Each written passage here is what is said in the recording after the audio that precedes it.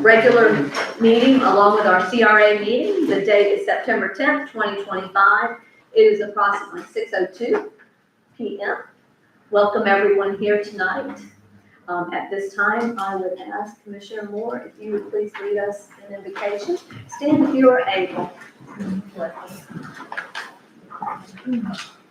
Let's bow our heads.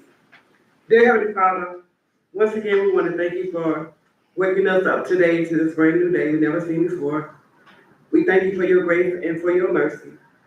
We thank you for your traveling mercy on today.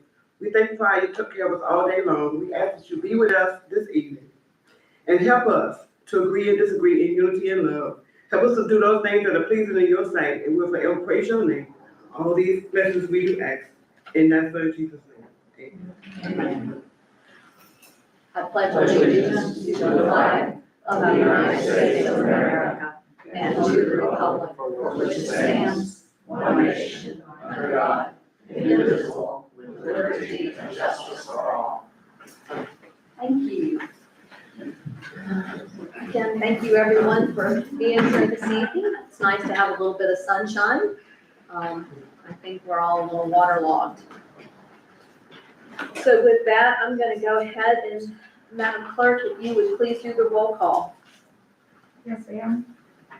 Commissioner Lisa King DeVito. Present. Commissioner William Laurie. Present. Commissioner Linda Moore. Here. Commissioner Cynthia Burton. Here. City Manager Derek Martin. Here. City Attorney Donald Holmes. Here. Finance Director Steve Conklin. Here. And we have Assistant City Manager, CRA Manager Christina Murray. Present. Mayor Myers. Present. Thank you very much. With that, I'm going to go into our announcements. We've got quite a few announcements. Fall is in the air. So first I want to talk about, they've got the 2025 Fall Speaker Series. Howard Vlasic, do you know how to pronounce that? Vlasic. To and from Putnam County by rail. He will be here September 18th at 4 p.m. to speak to the Fruitland Peninsula Historical Society. That will be at the Women's Club, which is located on Summit Street. And that is at 4 o'clock in the afternoon. Says that he is a Black native. He retired from Florida Power and Light in 1999. He's been a member of the Atlantic Coast Line and Seaboard Airline Historical Society for over 32 years. He has railroads in his genes, and his grandfather was employed as a bridge tender with Florida East Coast Railroad. Should be very interesting. It'll be a brief history on the first railroads to be constructed in Putnam County. So if you're available on the 18th, which is next Thursday, correct? Make sure you stop by the Women's Club for the Fruitland Peninsula Historical Society. And then we've got the, this is going to be the Oktoberfest, which is Saturday, October 25th at 6 p.m. It's at the Crescent City Women's Club. They're hosting this. The cost is $20.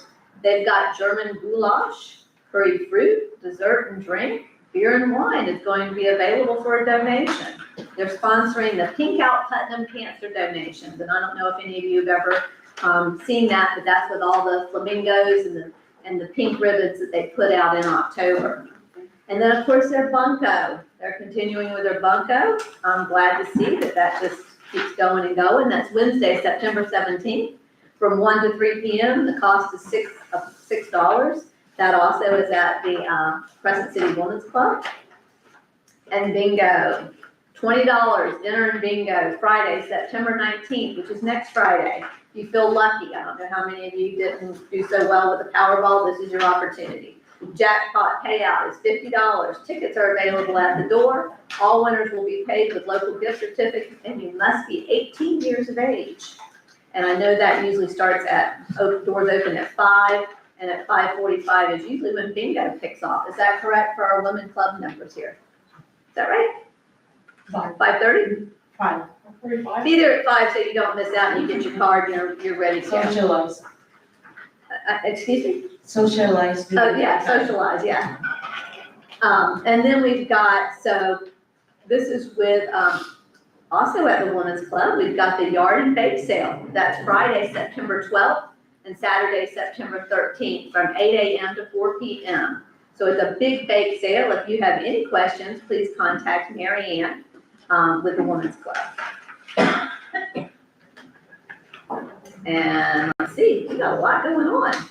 Hal Memorial, they have their fall flea market and yard sale. That's gonna be Friday and Saturday, October 10th and 11th, from 8 to 2. There'll be multiple vendors, great deals, fun and food for all, and there's food available at the Fellowship Hall. They're going to have breakfast from 8 to 11 and lunch from 11 to 2. Breakfast will be biscuits with egg and sausage and bacon or cheese. And then, of course, hamburgers and hot dogs. You can't ever do wrong with hamburgers and hot dogs for lunch.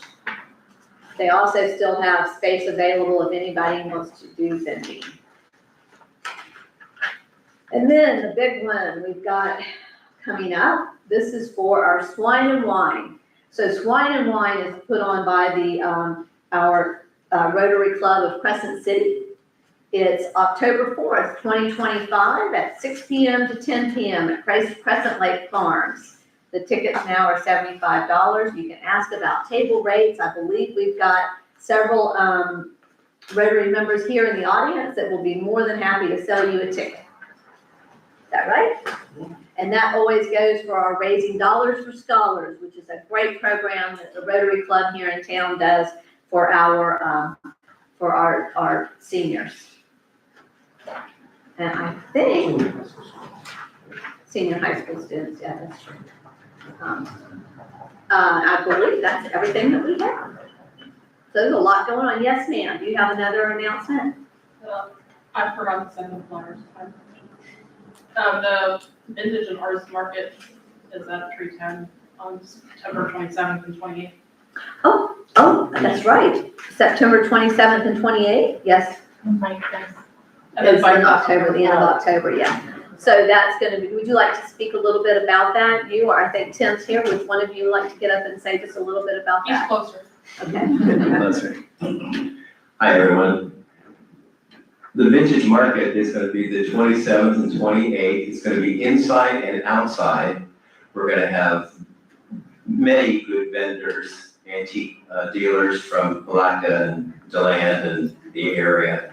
And we'll have music and food trucks, and the market square will be used also. So that's September 27th and 28th. Okay, great. Should I talk about Bike Fest also? You can. Okay. We'll talk about it again next month, but go ahead, throw it in there. We did a lot of the October ones. I thought I'd go No, ahead. I know, they put them in there, so go Okay, ahead. okay.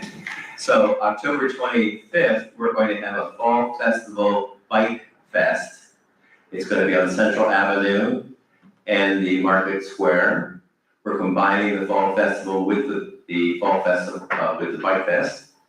And it's a new development. So we'll have vintage Yeah. bikes, vintage Now, when you motorcycles, say, yeah, let's say motorcycles, so the, for a lot of people Motorcycles, in the audience. yes. And vintage cars, food trucks, lots of vendors, live band, 2 bands actually, stage. So a lot going on from 9 to 3 on October 25th. 9 to 5. 9 to 5. Okay, thank you very much. With that, we're going to close out our announcements. We're going to move on to our public comments. I have one speaker card, so I'm going to open up public comments at this time. We have Sharon Steiner. Yes, ma'am, if you would come forward, please. State your name and your address, if you will, and welcome. Hi. I'm kind of a new resident. It was a year in August. My father and I bought this 105-year-old house that had been vacant for a long time on the corner of Maine and Florida. It's 19 North Main. We were always been interested in, old houses, but my mother passed away, born and raised in Miami and Hollywood and retired. I worked for Panera as a baker for many years. Anyway, there was a little bit of a problem when I first moved in. There were guys all hours of the night on the corner or whatever. suddenly the man that owned the house, he passed away of natural causes, and then everything was quiet. Well, there's like, now he's gone, and then there's the Shepherd's Garage across the street, and then the hardware store, and then the lumber yard, and then a vacant house, which is 21 North Main Street, and then mine is the 2-story one on the corner. I kept feeling like I was being watched, okay? The man that lived behind me had pushed a camper and a cargo trailer in the yard when we bought the house. We kept telling him for 6 months, could you move it? If you can't move it, we'll tow it out and put it, him and his sister both live on the corner. They have a lot of property. So, I'll move it. Well, my father got ill and had to go back to Davie, Florida to, to his heart doctors and whatnot. So I'm here in the house by myself.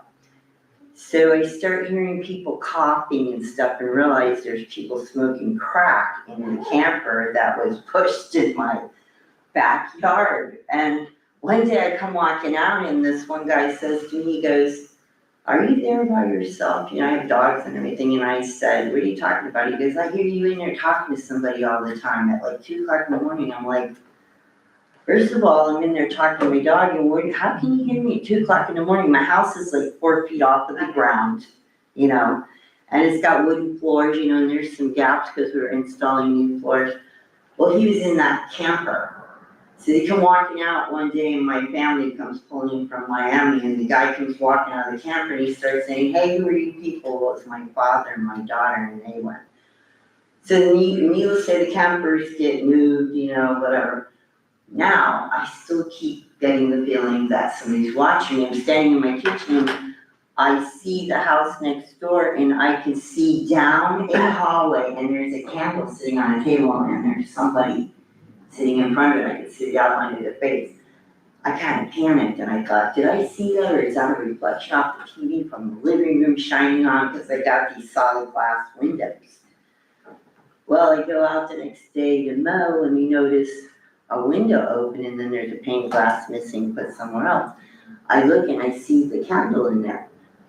So I try to find out who owns the house and everything, because I thought, well, I would buy it and my grandkids could, raise their kids. And anyway, this guy comes one day to mow the grass, and I approach him, he says, well, I'm the one that owns the house. I said, well, I think there's somebody in there, and he didn't say anything. So fast forward to 2 weeks ago, I go out on my porch, and I see this one guy that's kind of well known around here. He's on a bicycle. He's a homeless guy. He crawls into the houses around here and goes to sleep. We've got pictures of him, got pictures of his stuff and everything. Anyway, he doesn't see me on my porch because I have an extra refrigerator and I had the door open. I was inside there, so when he went by, he didn't see me. So he parks the bike in the street, right on Main Street, and he goes up and he starts trying to pull wood off the windows and pull this door open. So I'm like, get out of there, you don't live there, nobody lives there. He says, I'm allowed to be here. I go, no, you're not. I said, you need to leave. He goes, I'm not in your yard. I said, I don't care, you're over there, you don't belong over there, blah, blah, blah, blah. He says, don't tell me what to do. So then he starts, I go, that's it, I'm gonna call the cops or whatever. So he gets on his bike, he leaves. I go over there and I look. Now he's trying to pull this door open, but there's no screen in the porch windows anymore. So there was a guy stuck in there. I've got pictures. There's somebody living in there. There's a smell of gasoline. There's matches and lighters and cigarettes and, pieces of marijuana stuff laying there, beer cans, right? So I take a picture and I'm waiting for the cops to come. So then the cops come and they go, well, there's nothing we can do. And I go, well, I know who the guy is that I caught. And the more I started thinking about it, I go, you know what? I don't think he's the guy that's in there, because he would have climbed through the window, but he's old like me, so he couldn't. But he was trying to break in and get the other homeless guy's stuff, because that's what he does, I find out, right? So the cops come, they say there's nothing they can do, blah, blah, blah. So as these 2 weeks go by, I call again, they come out. They go, well, we'll go talk to him. I go, well, let me drag that stuff out and put it by the road. They go, no, you're not allowed to go in there. We have to have permission from the person who owns the property, whatever.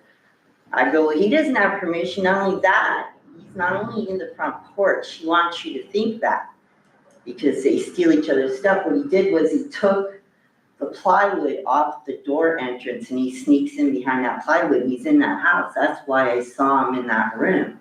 You know, Okay, I'm gonna ask you that, I apologize. I have a question. Okay, wait just a second. We're kind of over your time.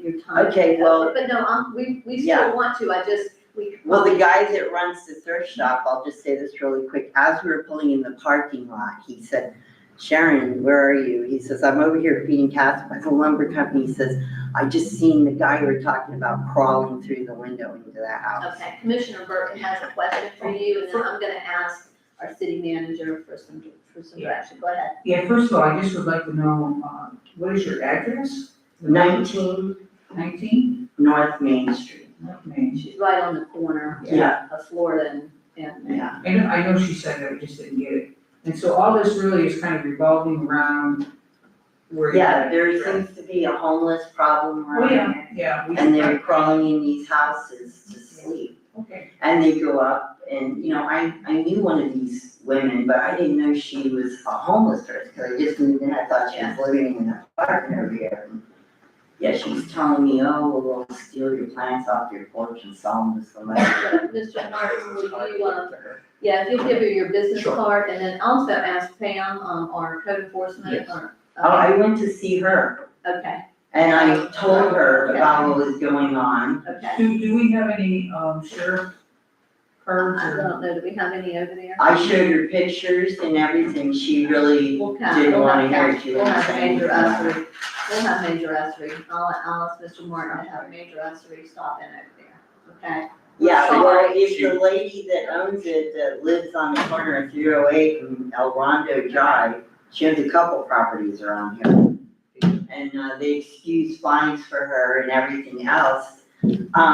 It's getting to the point where my safety, okay, this guy, and it's not, you know, I've lived in this old house and then my dad's like, in a hospital bed, he's like, that guy's gonna burn the house down, you gotta do something, so. We ought to contact the sheriff's office. Yeah, they did, they come out, I mean, I took a picture of this stuff, and then they leave, and I'm like, he came back, he moved other stuff, he brought other stuff, so he, So just like we'll I have, said, Jeremy just called me and said he's seen him crawling through a window. Now he just parks the bike like he's living in a townhouse or something. okay. But he's not, his stuff is on the front porch, so he can take off real quick, but he's inside that house at night. Okay, and this is the house, I hear directly, people dropping off. okay, this is the house directly adjacent to you on Main Street, or is? Yeah, it's, I'm on the corner, and then there's the house, and then there's the lumberyard.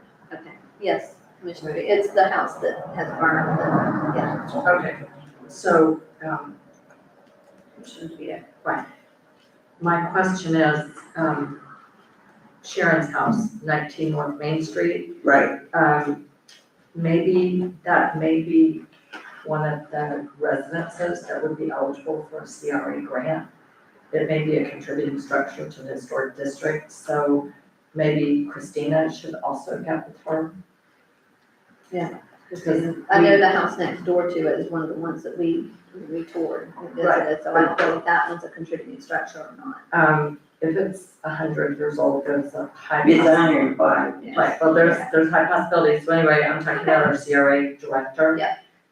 But hopefully our city manager can review what's been done and make sure proper attention is being given to the situation. Okay, thank you Please so give me a much, call. we're so sorry Sure, that no you're problem. having that I mean, not for experience. nothing, the guy that I caught that day wasn't the guy that's living in the house.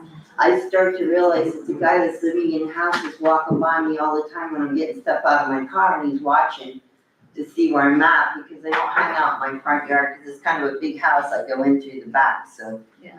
He, Well, you be safe out there. Yes, Yeah. Yeah. he's never said a word to me or anything. Well, thank you for bringing that to our attention, and welcome to Crescent City. You're Yes. welcome to come to the meetings anytime. We welcome that. So thank you for being here today. It's a beautiful little town. Thank you. That's the only card that I have. Do we have any other, public comments at this time? Seeing no one else come If I'm forward. allowed to, I wouldn't mind. Do I need to sign a card?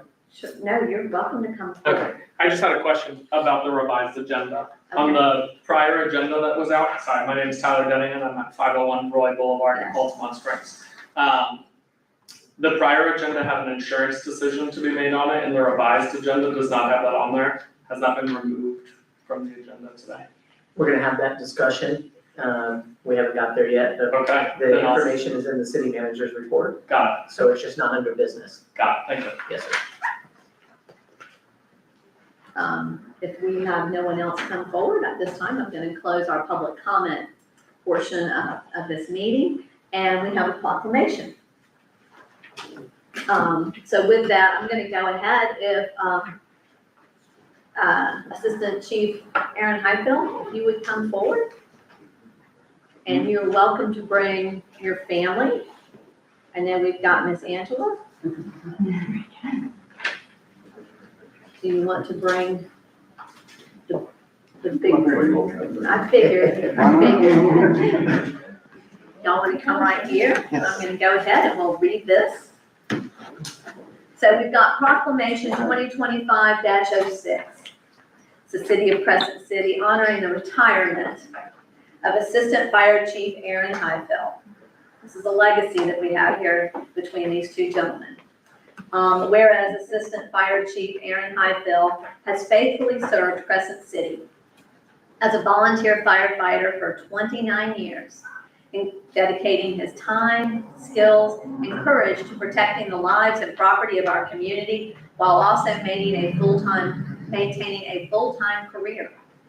And whereas Aaron grew up inspired by a proud family tradition of watching his father, his uncle, and his big brother, Crescent City retired Chief Jason Highfield, answer the call to fight fires and safeguard others, which sparked a passion for volunteerism and public service at an early age, to our benefit.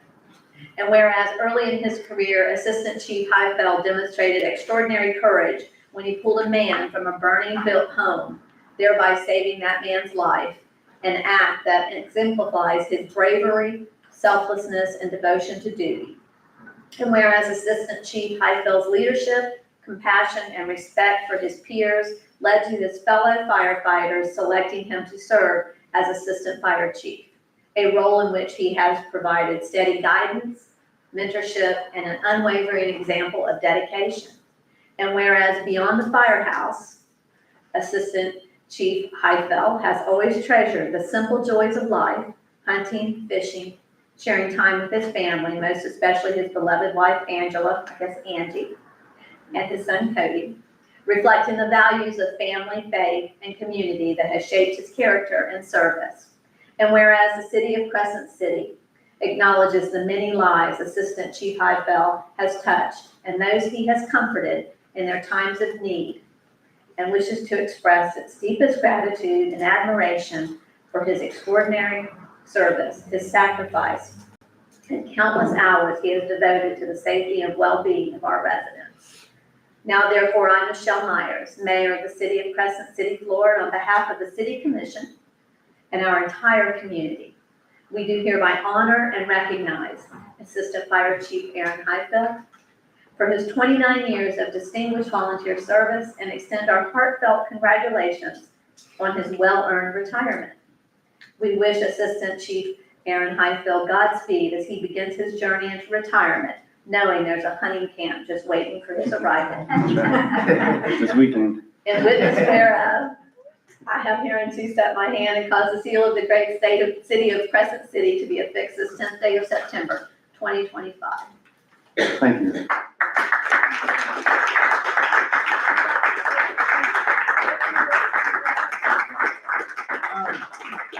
It's been a blessing being part of this community and being able to serve and help people in this community.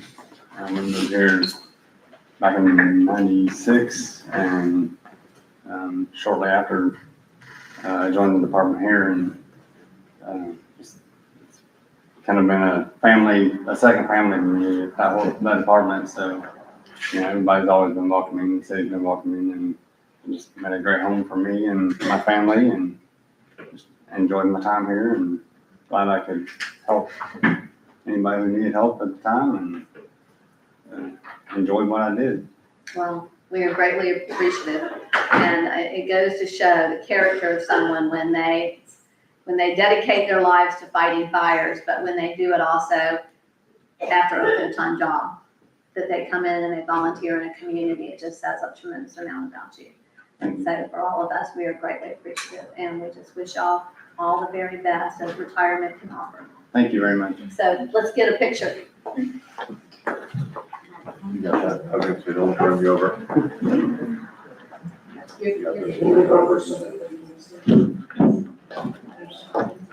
We'll do one with the commission, and then we'll do one with the family. Can you see Commissioner Holden?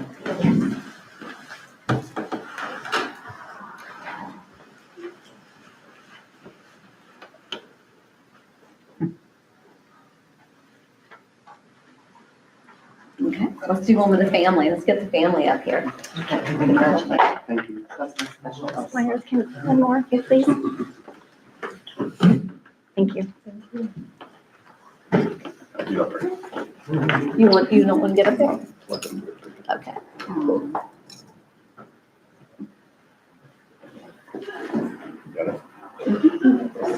Aw.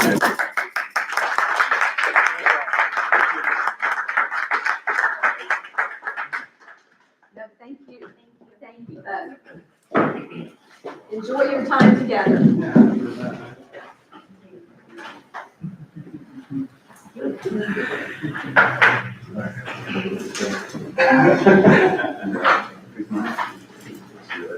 I didn't, Chief Rader, did you want the picture with anybody else? I'm sorry, you didn't come up into that picture. No, ma'am, I can say one small thing. Uh-huh. I can't express enough, the Heifel family and the dedication they've given to the city. They're gonna be extremely hard to ever replace, and, just my gratitude for them and their family goes above words that can be said. I just wanted to make sure that was known. Also, I just wanted to make sure everyone remembers tomorrow is not alone. So for the men and women that we've lost in our line of work, like he said, working hard, going above and beyond, and that's the perfect easy. Why don't you get, I'm sure he's gonna want a picture, so you probably should have a picture up here with it. I apologize, right there. He's got it. There.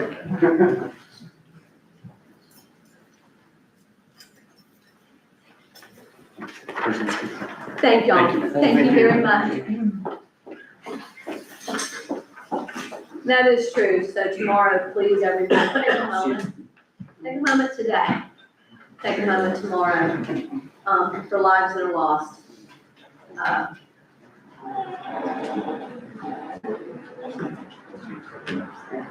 Okay, with that, let's get on with this meeting. We've got a lot to cover.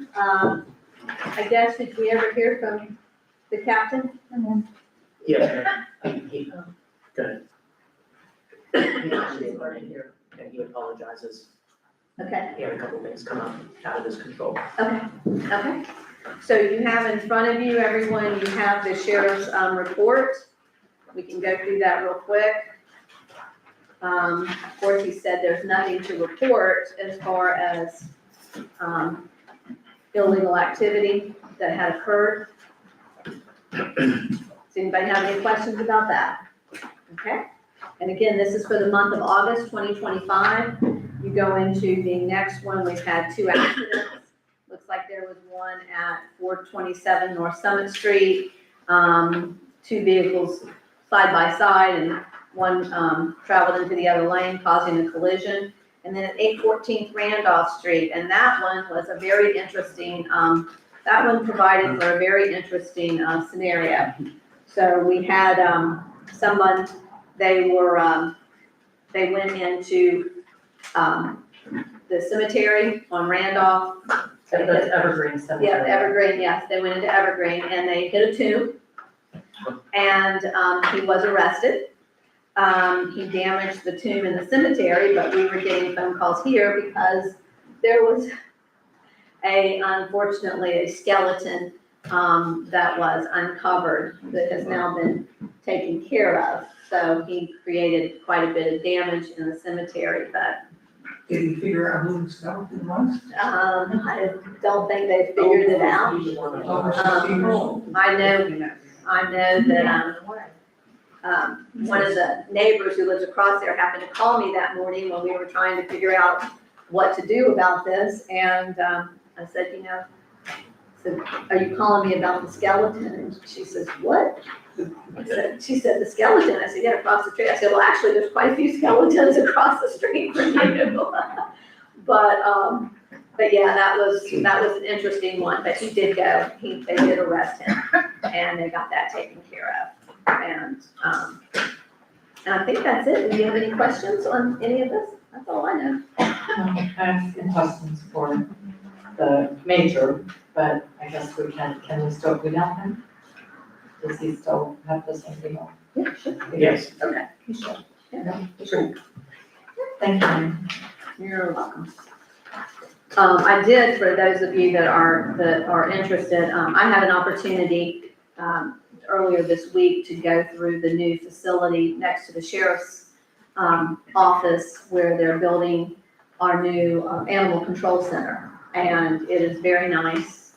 It will be a definite improvement, and hopefully it'll be an improvement for all of Putnam County. They hope to have that open by the end of this year, 2025, so it's coming right along.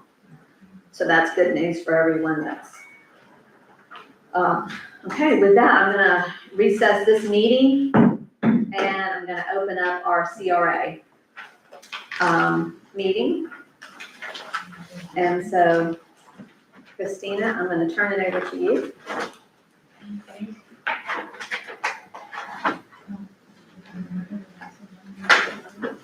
I know we've got in here, this is the time of the year when we have our downtown partnership. This is the first renewal that we're going to have of the MOU for the, with the partnership. Has everyone had a chance to look over this? Well, there's another copy, my only, on our desk, there's another copy on my desk. My only question is it the same as what was in the published agenda? Is there any Do change? we know? Was it, Doesn't appear to be, but what was the question, I'm sorry? There's a copy of the memorandum of understanding that's up for renewal in the published agenda packet. There's another copy that's on my desk. Is there any change? I believe there were some minor changes to that, which is why we updated it. Do So we know what changes what those would are? they be? May I? Yes. Tim just confirmed that the only changes were the names and the dates, the content, they did not modify. Okay. Okay, got it. And I do have one request for one small change. Okay. Somewhere on here in this agreement, maybe it's already been updated. Maybe that was the old one. Okay, there's a line for signature by general counsel, COUNCIL. That should be SEL. It's on the signature page. It's the wrong common, it should be COUNSEL. Just, And it has it correct on the page prior, so it's just, right, there's some, change that on that. right, and very minor. Does anybody else have anything else on this? we kind of do, but I'm gonna let Christine go ahead and give her pitch, and then I have a few questions. Well, I don't really have a pitch. Tim's here to, speak on behalf of the partnership. Basically, this is brought before you because we're at the end of our fiscal year and the memorandum of understanding needs to be reviewed. It's up to you all to, review and modify the content as per your, liking. I'll turn it over to Tim. He can answer as to, what the partnership's accomplished over the past year.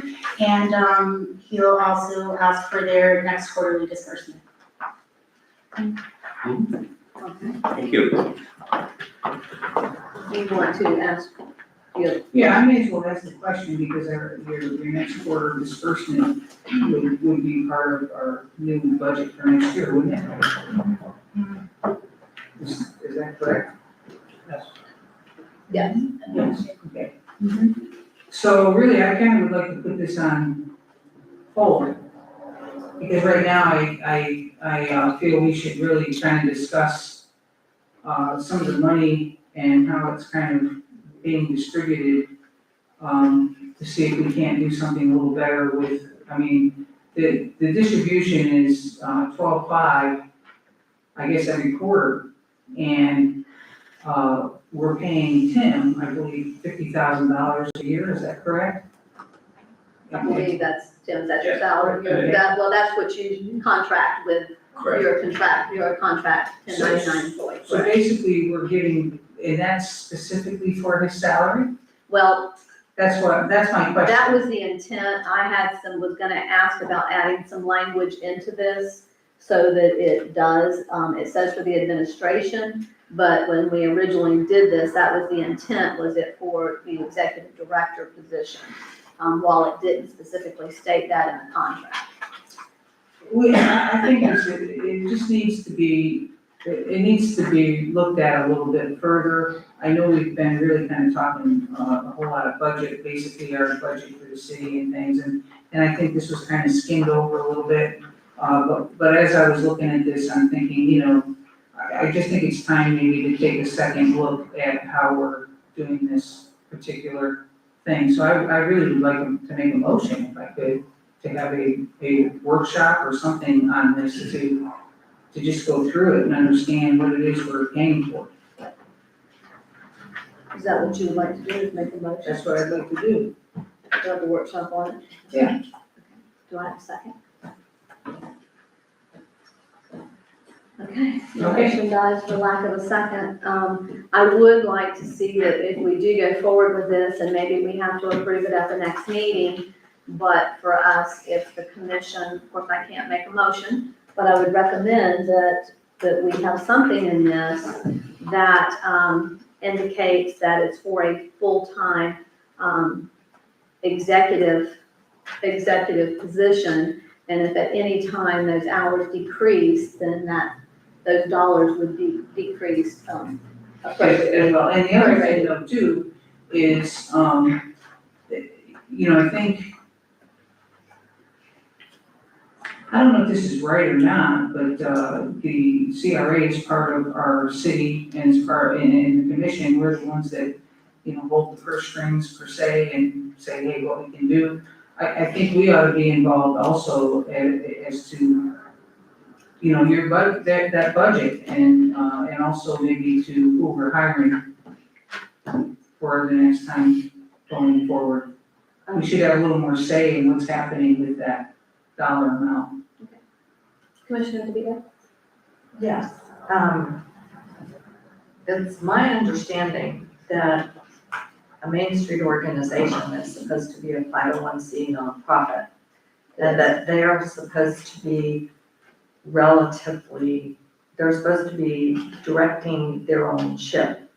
I think I presented a couple of years ago when Mr. Rudd was here, some examples of contracts that other municipalities have with their Main Street organizations. They're a little more specific than ours as to specific things that the city asks their Main Street to accomplish in return for the funding.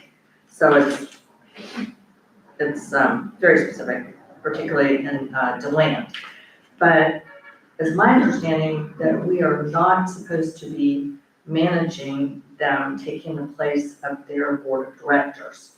There are provisions in this MOU that request in Article 5, when they ask us for the distribution of funds that's specified here in Article 4 payments, It says they're supposed to make a written request for distribution of funds with their projected budget. They always give, and then within 90 days, they're supposed to give us their work plan. And I think they've always done that, but it's my understanding that they're not supposed to be a part of the city and they're supposed to be run by their 501c3 board of directors.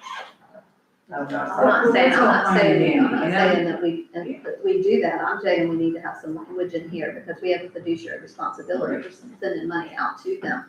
That we have a fiduciary responsibility. And this is CRA money that we're taking $50,000 and we're paying somebody, where we might be able to take that $50,000 because it is CRA money to maybe reinvest in the city in a different way. I guess would be my point, okay?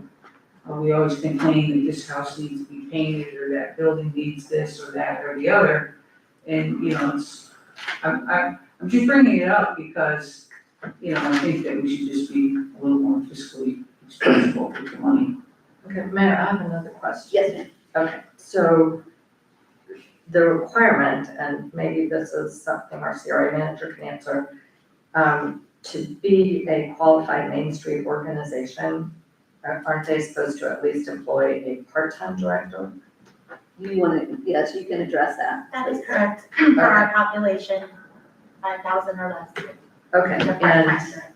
right, and it's my understanding, and I just came back from the Preservation on Main Street conference with Commissioner Lori, and I've been to the CRA conferences where the CRA directors and managers frequently report on how they're interfacing with their Main Street. But the idea is for the Main Street organization to leverage the funds that come from the CRA, so that hopefully the city will not be in the position of having to use the CRA funds for things like painting, but hopefully the Main Street organization will engender enough activity in the business community so that the Main Street area will become more self-sustaining by their activities. So I'm kind of hearing two different things from Commissioner Burton. One is that we should more direct what our Main Street organization does. And the other is that maybe we shouldn't spend the money on the Main Street organization, we should use it for facade purposes. Did I hear that right? Well, it's not that I want to direct everything that the Main Street portion is doing, but it's the portion of the money that the CRA is investing. I just think that maybe we need an eye on that from the commission, I don't care who it is, but to make sure that if we are gonna bring in someone to take that slot, that we have an opportunity to just see who that is before it's done. I don't know if it's right or wrong, I'm just suggesting that,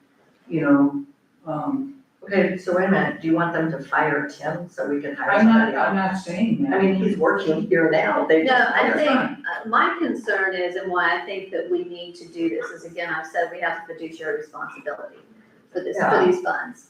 And I've had several people say to me, Tim, No offense. it's no offense to you, but, and I think that you even announced at the board meeting the other day that your hours here in Crescent City are 11 to 4, Monday, Wednesday, and Friday.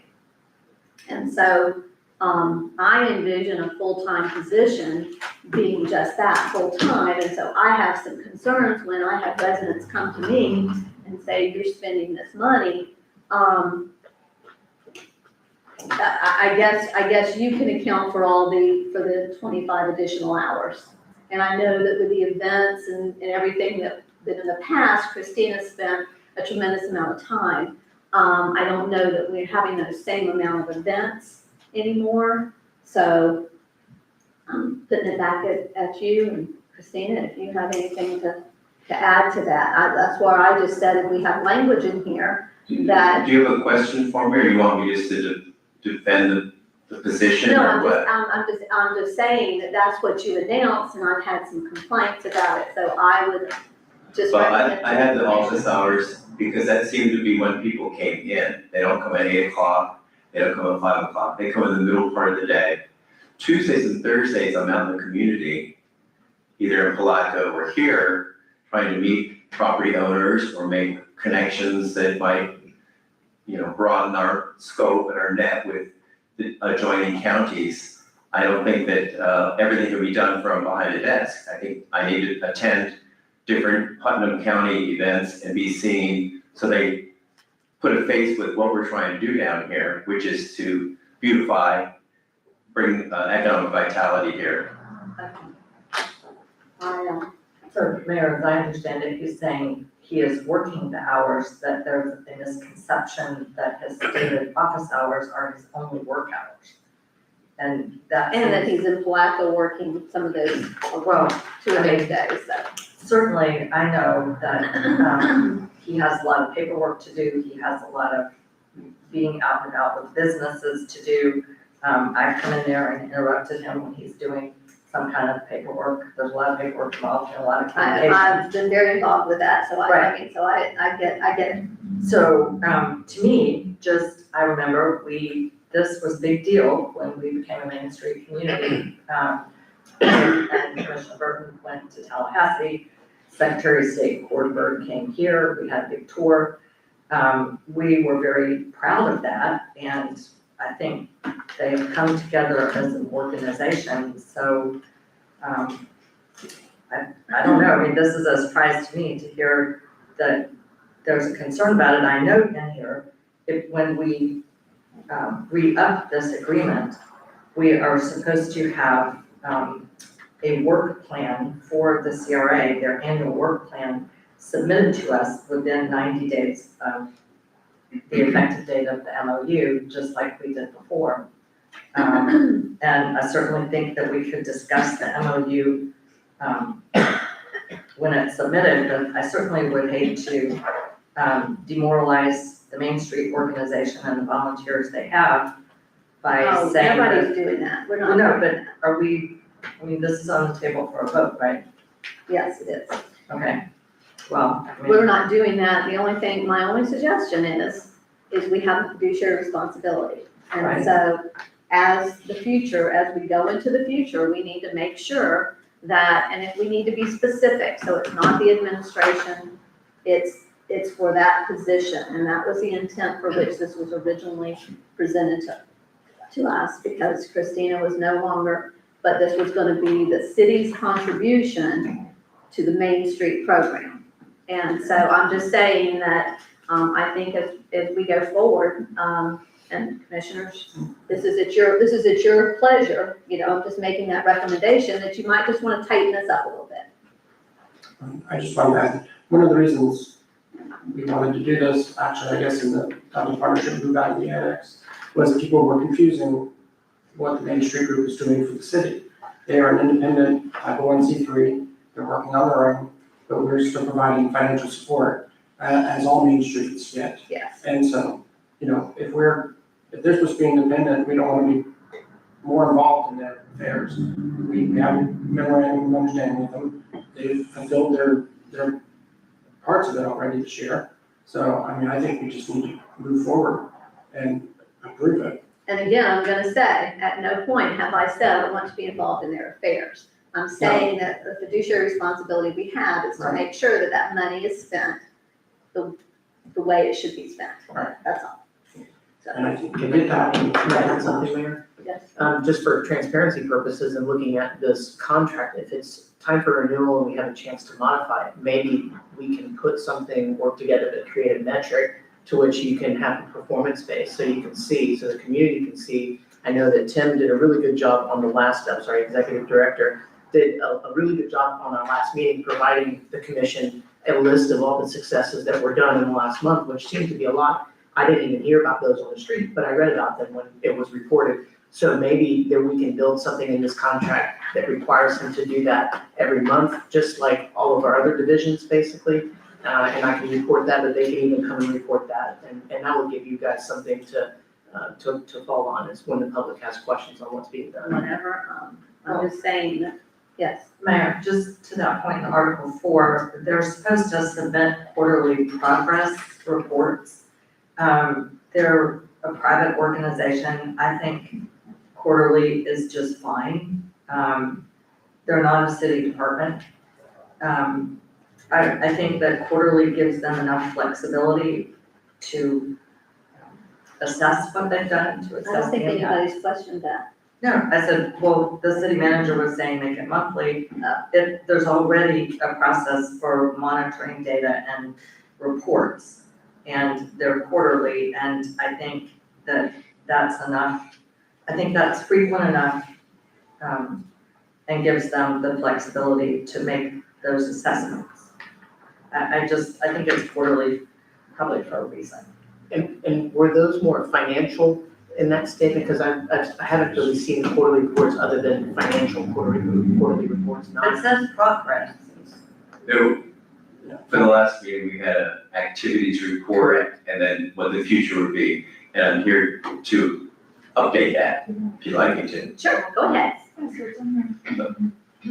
And keep in mind, Tim, that, we're not being critical, but we have to answer to the people here in Crescent course. City. And so when people come to us and Yeah. they have those concerns, we have that responsibility to answer to those people. Right. I mean, And that's what I'm hearing. I think this year, the complaints that I get is it doesn't seem as though Main Street has been as vibrant as it was initially when it started.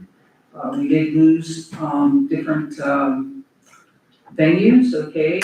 All of our Latino things went away. We had no Day of the Dead, we had no, we just, that's the complaint that I get, is that it just doesn't seem as vibrant as it once was. And so, I took that to heart when they say it to me. I see it myself somewhat. And I'm just saying that, you have to take that into consideration. And they say, hey, you're paying a whole ton of money, a box full of money to this guy, and what's happened to our Main Street? That's the question I get all the time. Well, you may recall I was brought on the middle of February. The work plan had already been decided, I believe, in December 24. Just like this work plan we're working on now is for 26. So I had no say in the work plan. My job is to execute the work plan and to execute the orders of the board of directors. I'm just saying, these are just observations that throughout the city. And that's what I'm saying, is that I So wasn't if you go involved in. forward, go ahead if you would and present your. So as we know, in June, we had Red, White, and Boom, which had record attendance. It was a very good event. I think everybody had a good time. Since we took over the dance studio portion of the building, in summer, we had the summer market. So we had 8 different summer markets on Saturday. At first, there was a lot of enthusiasm, and then, of course, it kind of waned as time went on. We also had a merchant mingle in August. So the summer was a busy Saturday time. We attended the conference in July at the Main Street Annual Conference. 2 board members and some community people went. And then we had a post wrap up about that conference. We incubated a small business. One of the vendors from the summer market, we had her be in our headquarters every day of the week so people could pop in and get bread and pastries and coffee. And that period ended after a month. And we're looking for a new business to incubate, because that's one of the missions of the Main Street program, is to nurture small businesses. If you look at the matrix of the website from the last report and this one, the activity is up quite a bit. In some respects, the last 90 days is up 58%. The period before that was up 223%. As far as outreach, I've been trying to outreach with the adjoining counties, with the tourism department of Putnam County, Kimberly Morgan. She and I have met a couple times about how to bring programs to Crescent City, perhaps special programs or some other kind of programs. Since then, she has put our way a travel writer who is going to write an article about holidays in Putnam County. So of course, ours is a wonderful exhibit of that. West Volusia County, Georgia Turner came over and she said she never turned off 17 before. So she came over, came to the headquarters, came to lunch, and Stephanie from DeLand said, DeLand wouldn't be what it is if it weren't for Georgia Turner. So she's a big player in, granted it's down south and east, but again, she says it's a great opportunity for spousal programs to come here for the day, have a historic tour, lunch, learn about what we have to offer. The past president of Daytona and Ormond Beach Main Streets came into our world, and we had a couple of meetings with her to learn some of the things that Daytona went through for events, but also other topics too. Florida Department of Transportation was something was at the 3 main streets that I've attended so far, the conferences. So once again, there are grant opportunities there.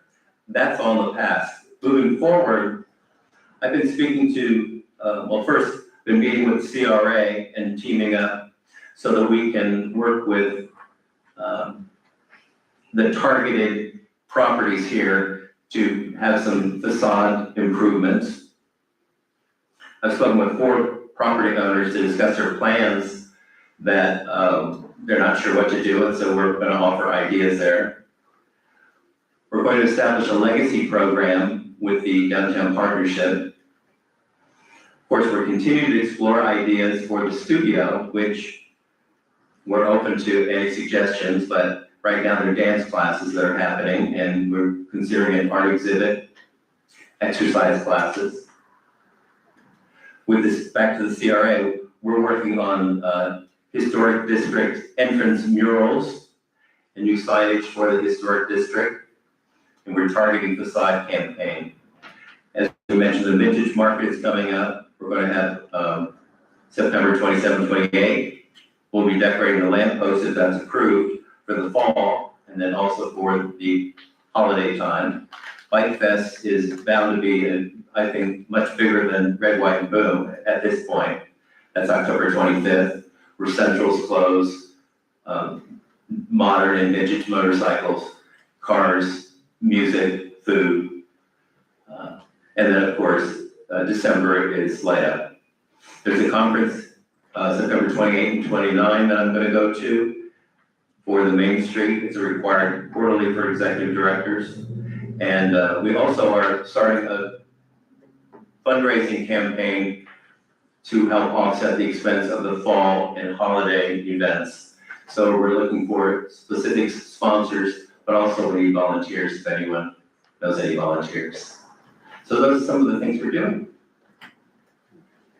Are you getting your volunteers put together for the Light Up? We're trying. Okay.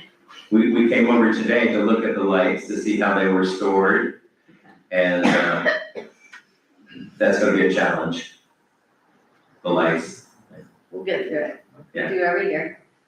We do every year, so I talked to Christina about some ideas too with that, as to how for us to get some help with that. Good. Because that is very labor intensive and it takes That's what I hear. a couple of months. Yeah. So, Okay. okay, thank you. All right. You have anything else? Any other questions of Tim? No, I don't think I have any specific questions. Are we taking any action or anything? Yeah, you've got an MOU sitting there in front of you, so. I don't know whether the board knows, I mean, the commission knows that we've had some changes in our board.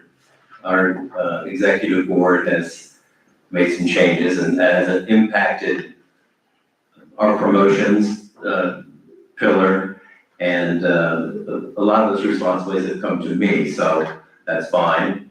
But there's been some changes, and we are actively looking to rectify that. Good, thank you.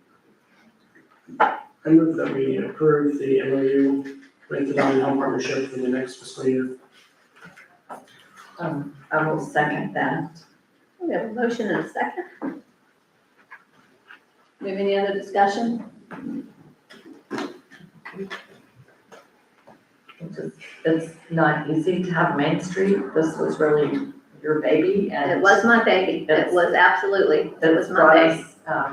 It's brought us a lot of visibility, and as I understand it, it's a lot of hard work. And when I used to ask questions, you used to say, well, go down there and volunteer, so maybe we should all try to help them recruit volunteers. Well, and goodness knows, I've given a lot of hours to it too, so.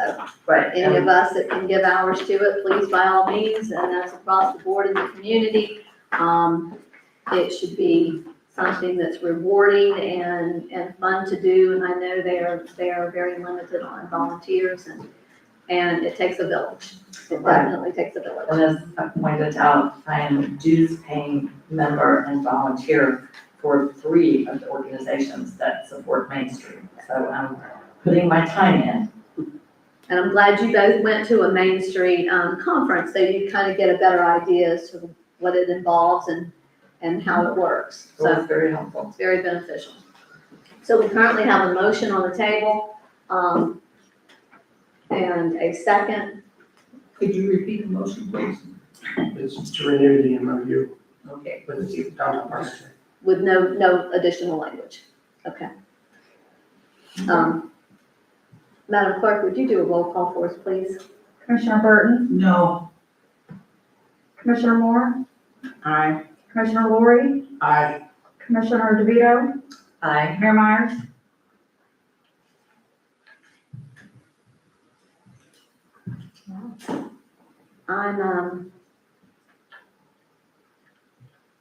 This is important, and that's the only reason that, I do believe there should have been some language, but I'm gonna say no. I'm gonna say no to it as it's currently written.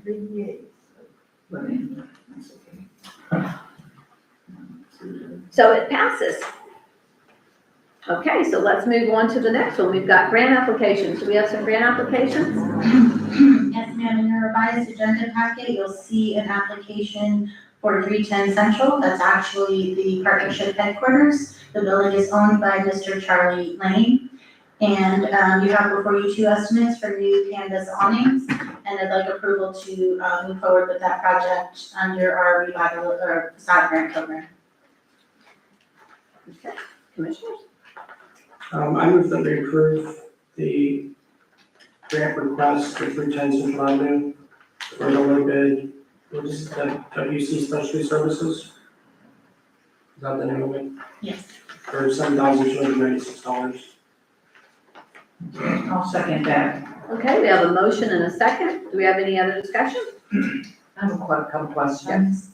So, the buildings that are targeted buildings, refresh my recollection as to why they're targeted buildings. Is it because they're historic buildings? Yes. Okay, but do the awnings do anything to assist with preserving the historic structure? I don't believe so. That's not a requirement though, is it? No. My requirement and rule of thumb, the question that I have to ask myself before bringing this before you is, does it help to remove slum and blight? And I think it does. Those awnings are old, they don't open. So We this put is, awnings on adjacent buildings. okay, so does this, how many awnings are there? Just the 2, are you talking about the 2 striped ones? Yes. Okay, and then next door, there's a blue one. Yes, that's just an example, that's a rendering that Charles Rudd had done about 3 years ago when we were first formulating a game plan for Central Avenue, and it's just a rendering of what it would look like with new awnings. Okay, and then my other question was, does this completely zero out the funds in that category in the CRA budget for this year? It does not. It doesn't, okay, but we only have till September 30th. Yes, this will be the last project for this fiscal year out of Central. Okay, all right, thank you. Or that's all I have. Are the awnings retractable? Are they? Yes. current ones I know are retractable, right? Right now. Yeah, so we tried to work with the mechanics of just reusing what was there, and it's not practical. Both of the contractors said it wasn't practical to try to revamp those existing awnings. I believe Mr. Lang, back when he did all the improvements to the building himself, when both King's Office Supply and the barber shop, when the city, did the facade grants for both of those buildings, he went in and did work, and that was a big issue for him, was those awnings. So It was. it'd be a nice improvement right here. Okay, so we currently have a motion and a second. Do we have any further discussion? Okay, seeing none, you'll do it. Commissioner DeVito, Aye. Commissioner Lori, Aye. Commissioner Moore, Aye. Commissioner Burton, Aye. Mayor Myers. Okay, so approved. Thank you for doing that. Thank you for getting that done. And I guess we have, I don't know if you want to stay up there, we still have the fourth quarter funds request. Well, that's the partnerships of fourth quarter request, and I think Tim, pretty much already briefed on it. We just need your approval, as a formality to be able to execute that. Okay, I move that we approve the fourth quarter. Yeah. Fourth quarter, payment of $12,500 to Crescent City Downtown Partnership for the CRA funds. Haven't we already done that for this year? not for this quarter, not for this quarter. They work on, so just for clarification, they did work on our calendar and now work on the regular January through December calendar. So this would be their fourth quarter. It would be our first quarter. So to be specific, it would be for them October 1st through December 31st. Okay. Fine, Okay, I need a second. I'll second it. Okay, so we have a proper motion and a second. Do we have any further discussion? Okay, Commissioner Burton, Aye. Commissioner Moore, Aye. Commissioner Lori, Aye. Commissioner DeVito, Aye. Mayor Myers. aye. Aye. So approved. Thank you. Aye. Tim, you're gonna have to stick around. Sorry about that, but, I do wanna ask the commission, I know we've got our public hearing session, but we do have, I know, Tyler, you've traveled in from, I think, Altamont, correct? So you've got to travel back. Oh, you don't have to worry about me, you don't need to move anything around for me. You sure? Positive. He's gotten pretty used to sitting through these meetings. Well, Mayor, were you trying to say that we should move the business items ahead of the public hearing? Yes. I mean, it's fine with me, as long as there's no one sitting in the audience who wanted to speak on the budget and would be upset about that. And I think these should go pretty quick, honestly, in the I do business too. items. So if everyone's in agreement to go for the business items first. We still need to approve the CRA budget. We still have to, I haven't closed CRA out yet. So we're gonna have to, are we gonna do the budget before we do the business items? Is that what you're saying? Okay. We're gonna do the CRA budget. Correct. The CRA budget. Correct. Okay, move on if you want to do that. Christina was gonna brief on that, on the CRA budget. You're briefing on that, or you want me to brief on that? Okay, all right, very good.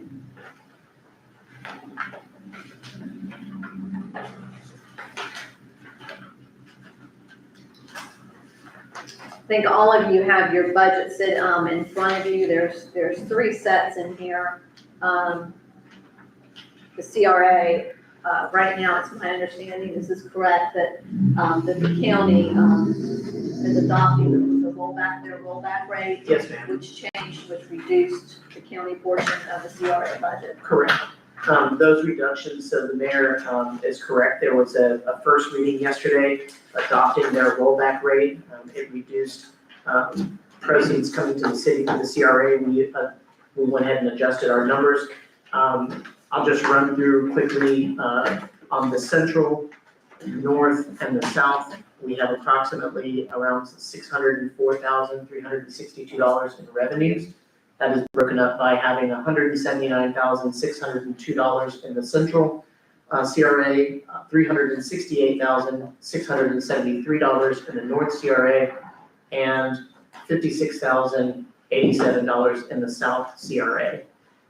You'll have all the budgets in front of you there, and Christina, chime in anytime you'd like, but the way that we broke this down was looking and seeing what type of either homes or businesses we had in the area. That is how we based our percentage or our share of cost in the expenditures columns for the improvement projects, and the housing rehabilitation grants. Those are the larger of the items in there. If you have questions specific to anything within any of these items, I'll be glad to speak to them. Regarding the central CRA, we had approximately around $16,975 in the housing rehabilitation grants. Under the improvement projects, we had $29,475. That's gonna be for new pots, hanging baskets, trash cans, possible benches, lighting, and wayfinding. Those are some of the notes, if you look to the right, that we have there. The grants, of course, and the redevelopment for the central is more for commercial projects. It's mainly for businesses and the facade improvements of our commercial properties in the downtown district. Right, what line item is that? These are gonna be, if you're looking at the expenditures under central, it's gonna be line item 43, the larger one's gonna be line item 43, and line item 32. Okay, Okay? 32, okay, Mayor, I have a question about that. Yeah. Okay, so I could have sworn when we had the workshop, the budget workshop on Monday, that you said you thought we did not need $29,000 for new pots, hanging baskets, and trash cans, and that some of those funds could be moved to other line items. That is, it concerns me that we're spending $29,475 for trash cans and hanging baskets. The hanging baskets have not been successful. They're right out there in the bright sun.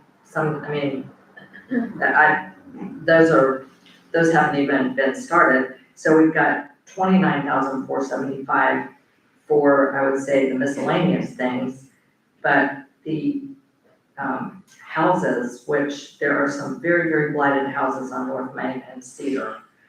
To me, that could take a good $10,000 more dollars to really do something about the blight in that area closest to Central. And I thought you had said that you wanted to reduce line 32. Was I mistaken about that? No, I mean, we had that discussion.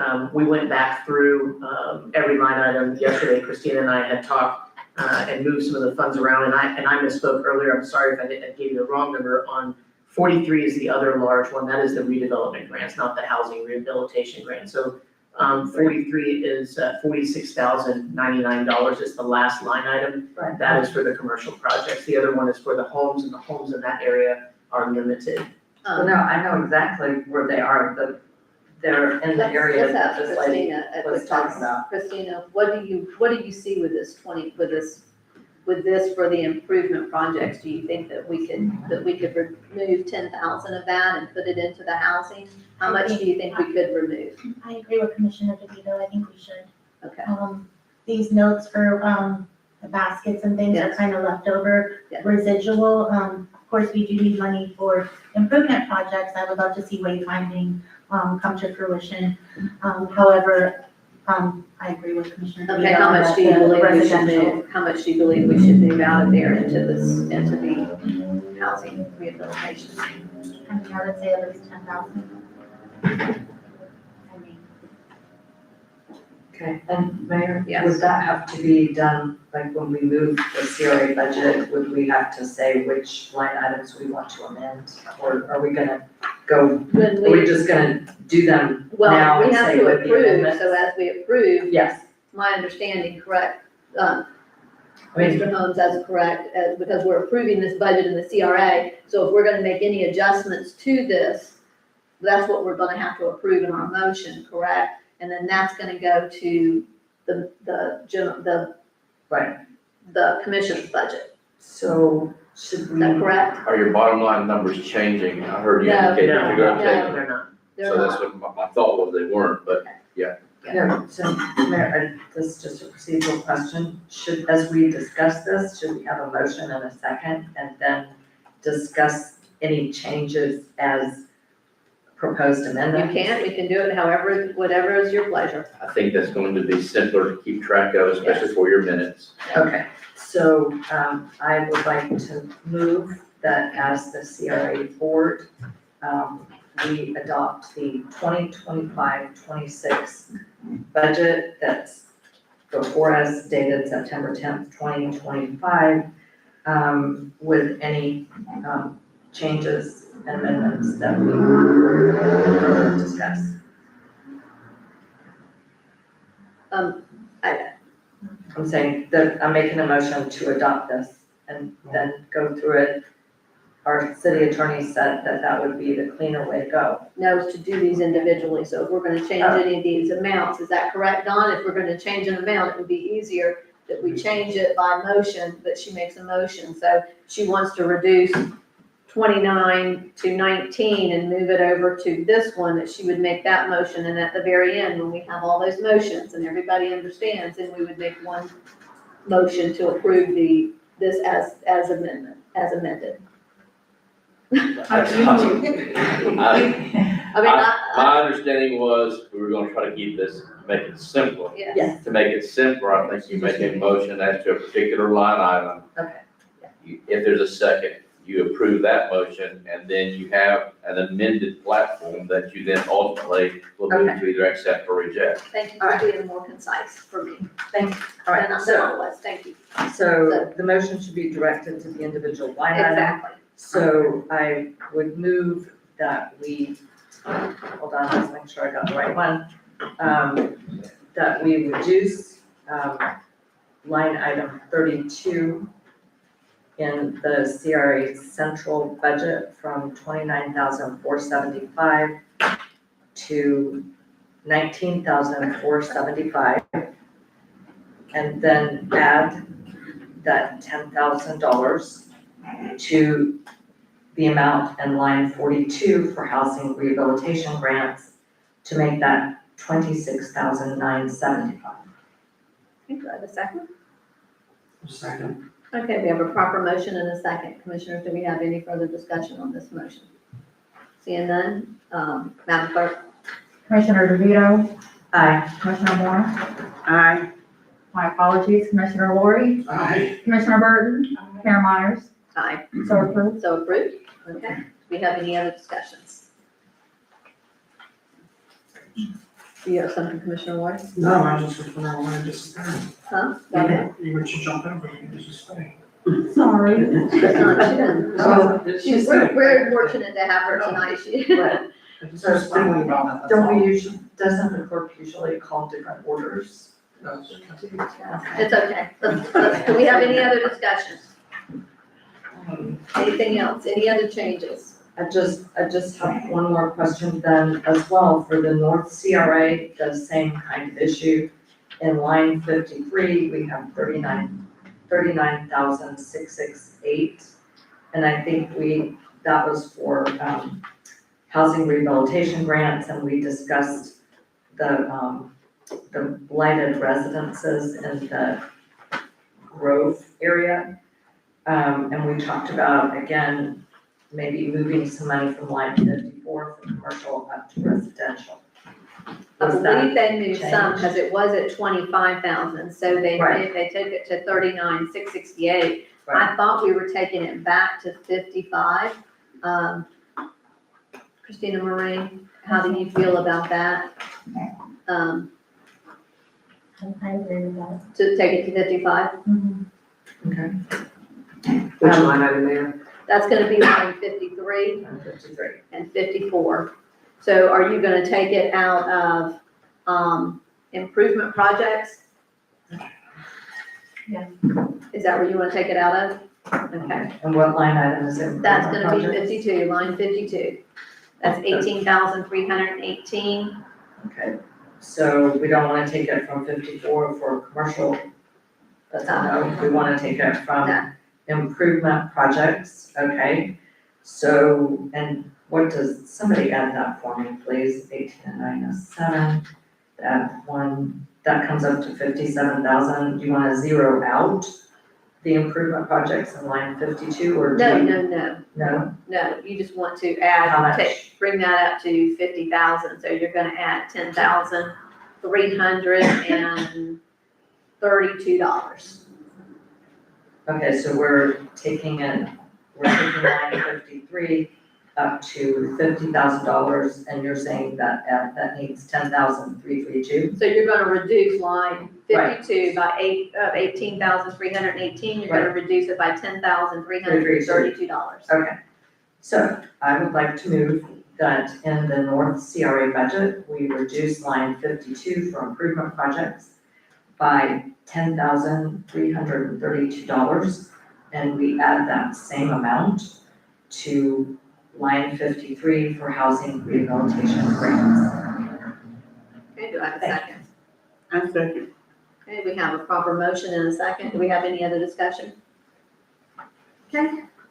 Commissioner Burton, Aye. Commissioner Moore, Aye. Commissioner Lori, Aye. Commissioner DeVito, Aye. Mayor Myers. Aye. Okay, so approved. Do we have any other changes? As long as it's the same thing we saw before, minus the reduction from the county. If not, I'll go ahead and I'll entertain a motion of approval of the CRA budget for the fiscal year 2025-26 As amended. as amended. Thank you. And recommend it to the city commission. And recommended to the city. My one question I can read out is, this is based on 8.76. Yes. So then we're just proving that, is what we're saying. It is based on the rollback rate currently, and we've provided 3 other balanced options. And we can review those as we go through this meeting if you like. Where are they? They're under, They're all sitting right there, should be sitting right there in front of you. Right here to the left of you. This is a lot of paper. they're on the full budgets with resolutions There's a and lot, ordinances. there's a lot of paper, so let me, if I can ask a question, Dawn, Mr. Holmes. Right now, this is based on the rollback rate.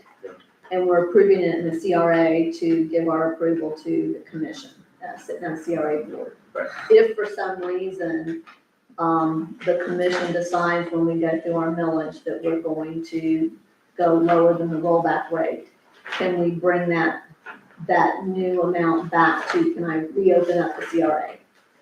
Yes, I think that what you do would be move for reconsideration. Okay, The person who made the motion to approve would need to be the one who makes the motion to reconsider. okay, Yes. thank you. Okay, so we currently, does that answer your question? Well, but I have a question. Because I'm looking for, I guess we can cross that bridge when we come to it. They're in that other pile, and they start out with a cover letter with the millage rate, and then I gave you the wrong resolution. file, Commissioner DeVito, I'm sorry. Okay, well, we'll cross that bridge when we come to it. We have a motion right now, so.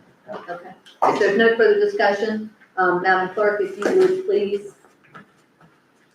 Did we get a motion? Did we? No, No, we didn't get a motion yet. Can we get a No, we motion? got a It's gonna be a question. long night, it's gonna be Right. a long night. Can we please, I'll entertain a motion and please. I move that we approve the CRA budget and recommend it as amended, and recommend it to the city commission for adoption.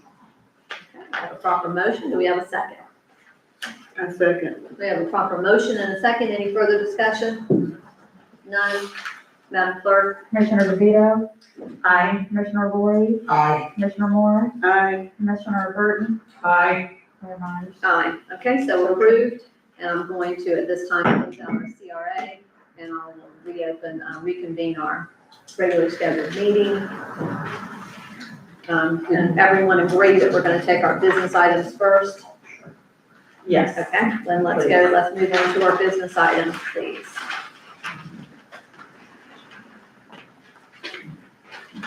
So we've got, do you have those? Yes, and Tim, you're here, so if you'd like to speak about your vintage market and fall fest permit. Any questions? The vintage market is inside both sides of the building because it's 2 nights and that way we can lock the doors and the people with furniture don't have to take it away.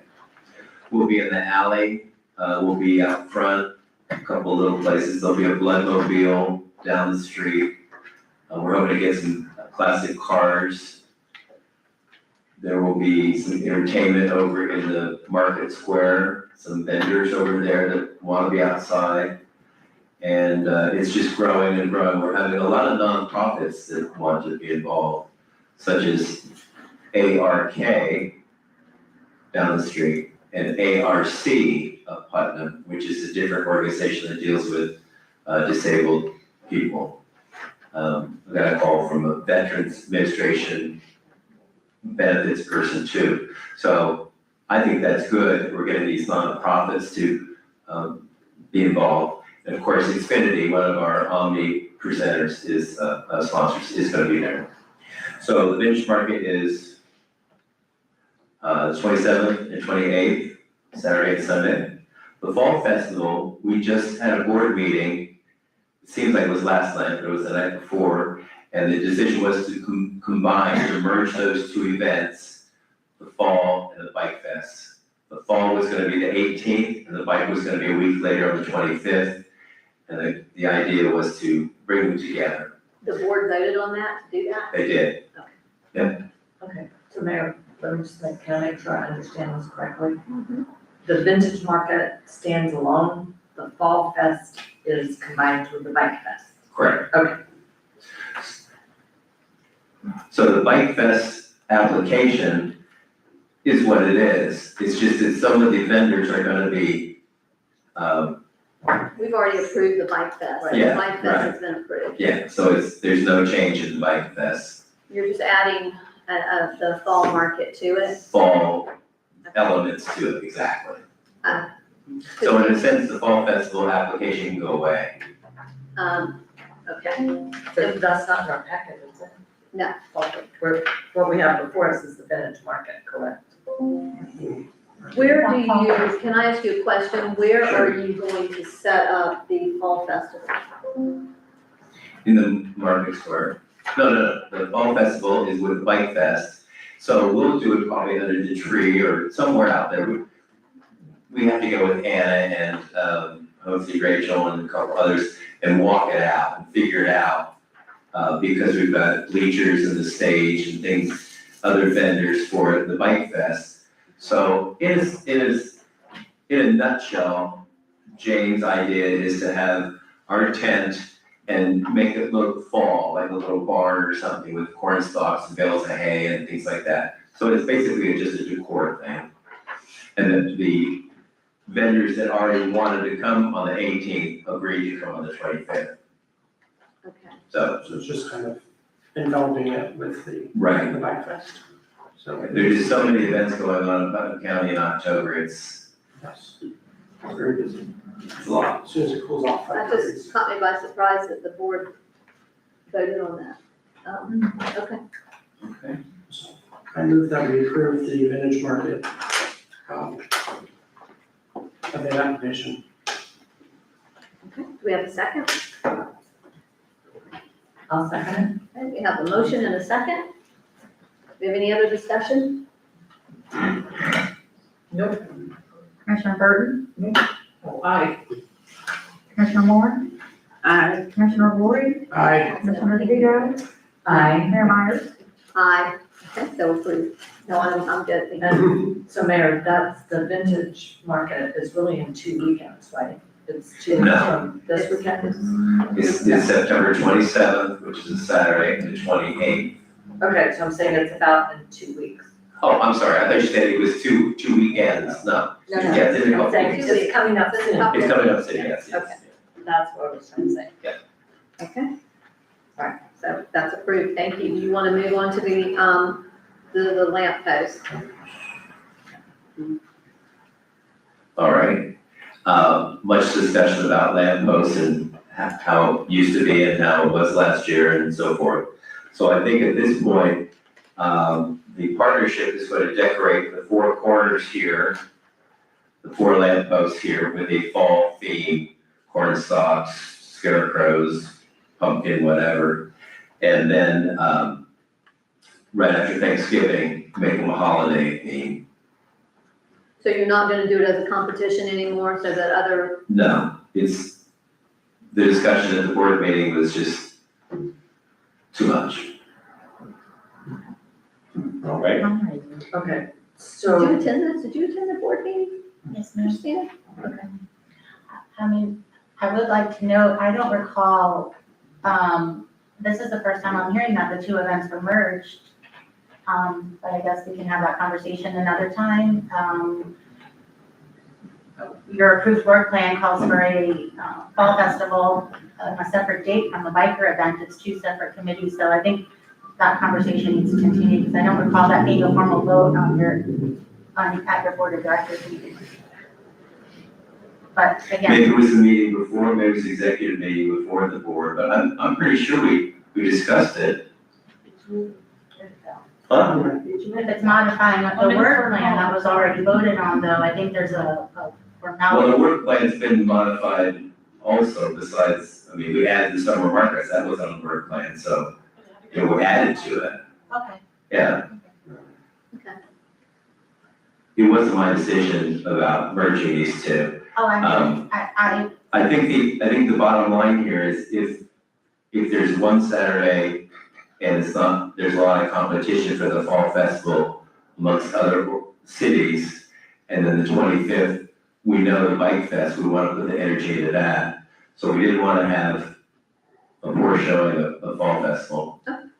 right, you're saying you want bang for your buck in terms of your volunteer time and resources and vendors that you asked to come. Yes, Maureen. Okay, I so- know that part.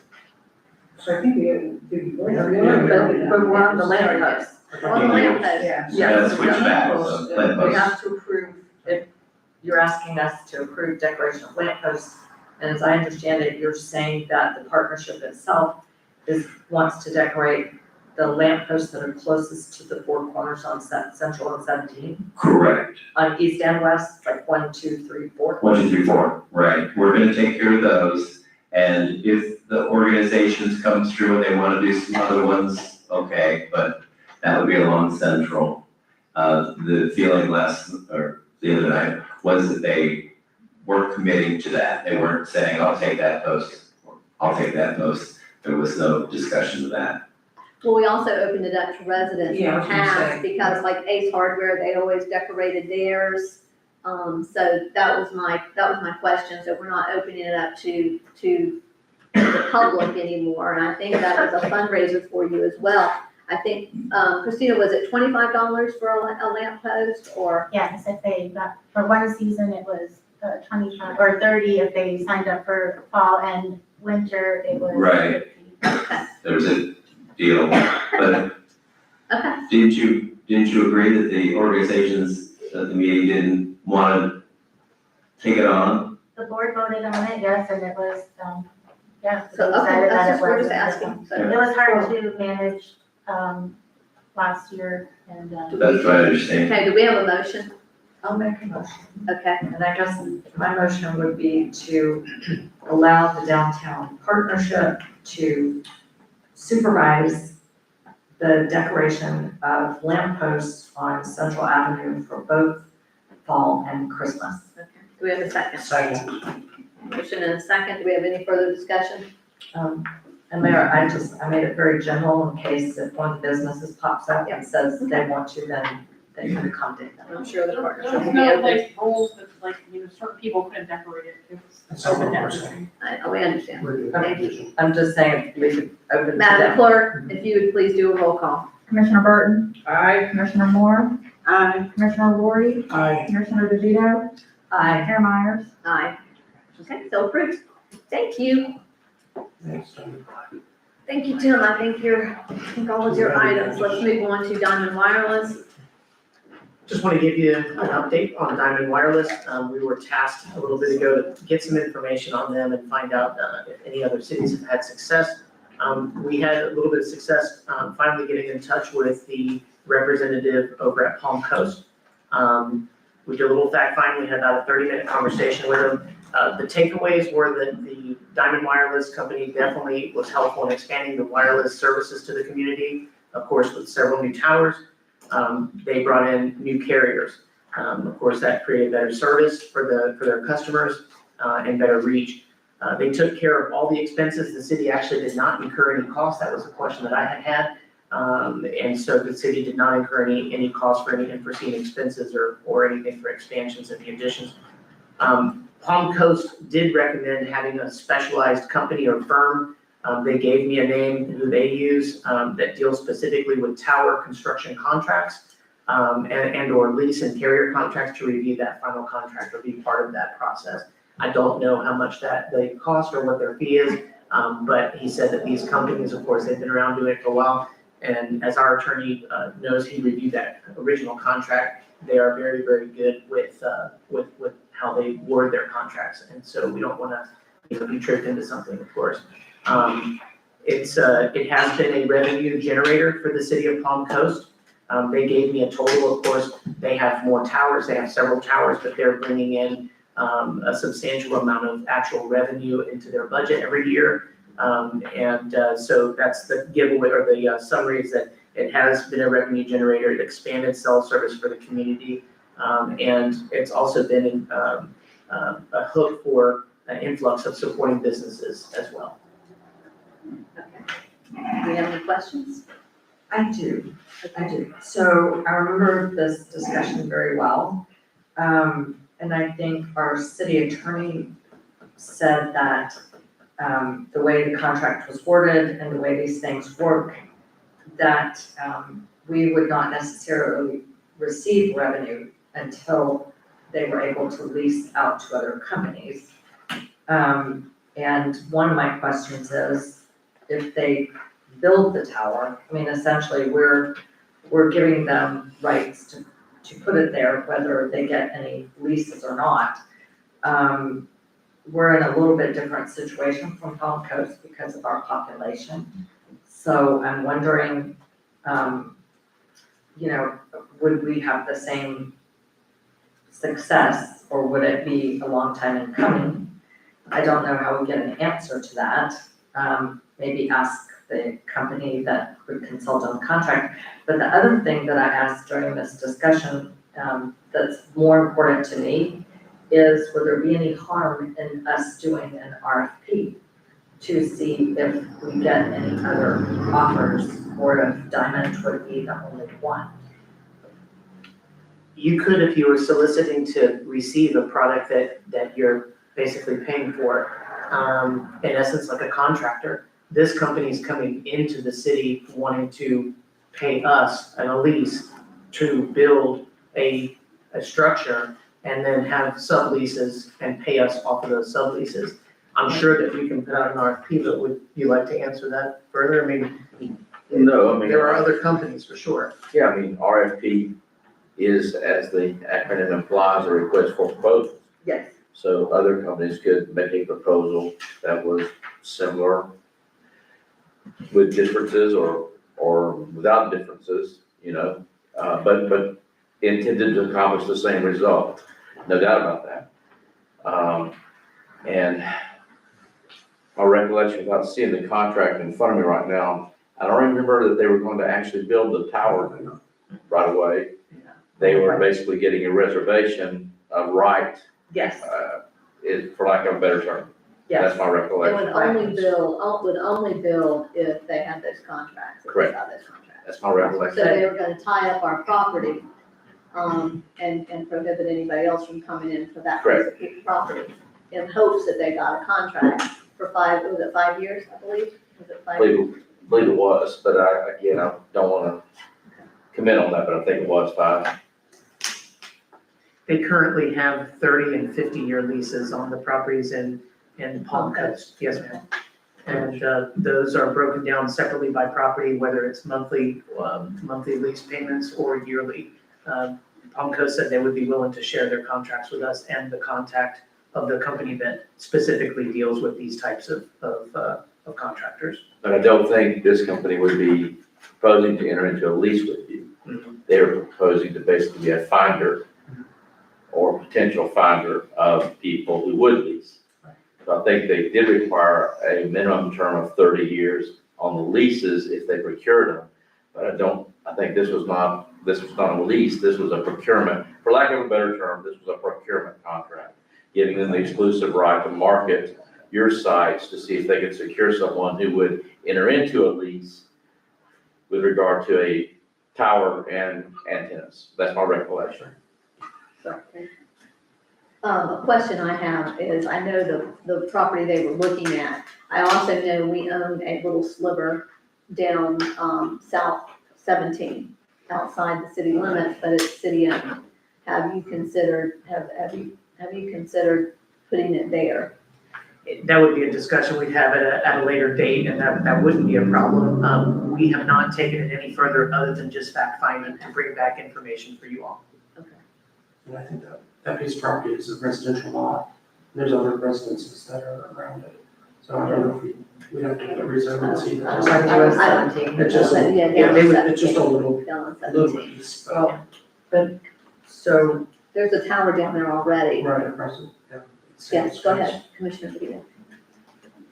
I kind of thought that the existing tower down there maybe made that not a selected site, but the other thing is, does that make the homes in that area, is that gonna devalue them if people start putting towers in? I'm sure that company has studies for that we could ask them for. This is- And I believe they. This is an option. Right.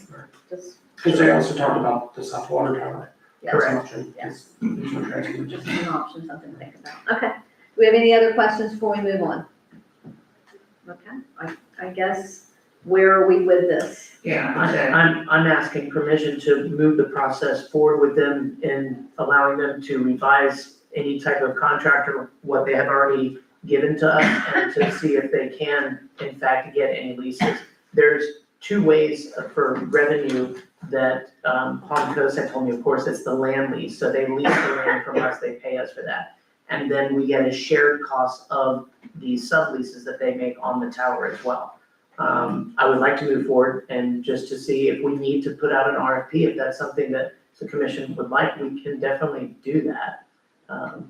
But this company was approaching us to bring a service to us, it wasn't the opposite. Commissioners? Well, I mean, that's fine with me to do more research, but yes, I mean, I just think we need to know more about it.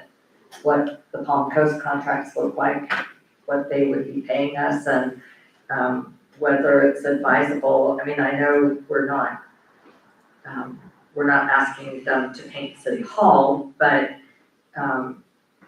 if it's possible to do an RFP and see if there's any competition out there as far as providing this service. To me, it's always better to know what options are. I will tell you that, on average, from what I was told, is that one tower is around $90,000 a year of actual revenue for the city. If they find people If, to yes, hook onto it. correct, As was commented, this isn't Palm Coast. Correct. So correct. don't know whether or not you're gonna have the same interest in putting a bunch of antennas out there by a bunch of different companies, but just a comment. Probably not of a legal nature, but a comment. I don't know that it's fair to say that we're talking about a $90,000 revenue stream in Crescent City as they have experienced in Palm Coast. Well, Mayor, if I could. Yes. After Attorney Holmes' comment, it occurs to me, I would like to know what is the most comparable area that they or someone else has a tower in, and how is that? You know, So the question for me in concept is, and this is one that I can't, if you don't mind, we say. go ahead. Absolutely. The question for me in concept is, you know, is there enough interest in having towers here so that giving them, well, back up. They want an exclusive on the ability to market our sites. Exactly. obviously, I guess, that means they think there might be some interest in someone buying it.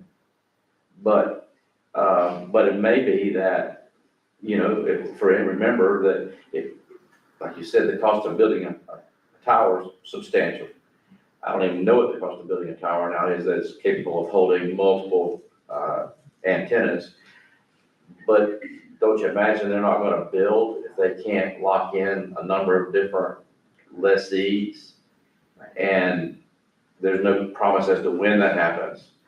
So my question is there a lost opportunity by giving them an exclusive? That's my question. I don't know the answer to that. Maybe they're great at going out and finding folks, but on the other hand, if the folks were already in line, they might be coming to you with the idea that they would lease your property and you go ahead and get the lease in place, and then they put people on it looks to me like this is a no loss proposition for them. They lock you in. If they find people, it makes it cost effective for them to go ahead and put towers up and antennas on, fine. If they don't, nobody else can either, in terms of, these particular sites, because they've got the exclusive. That's my only concern, so I'm not saying yes or no, I just. And we're locked in for like 30 years or something? No, I think it was only a 5-year agreement, but if there's a lease that's entered into, they said the minimum lease would be, as I recall, 30, maybe 50. I think as a city, we have to consider our future growth. Yes. How fast are we growing? Right now, I don't see it, we're growing real fast.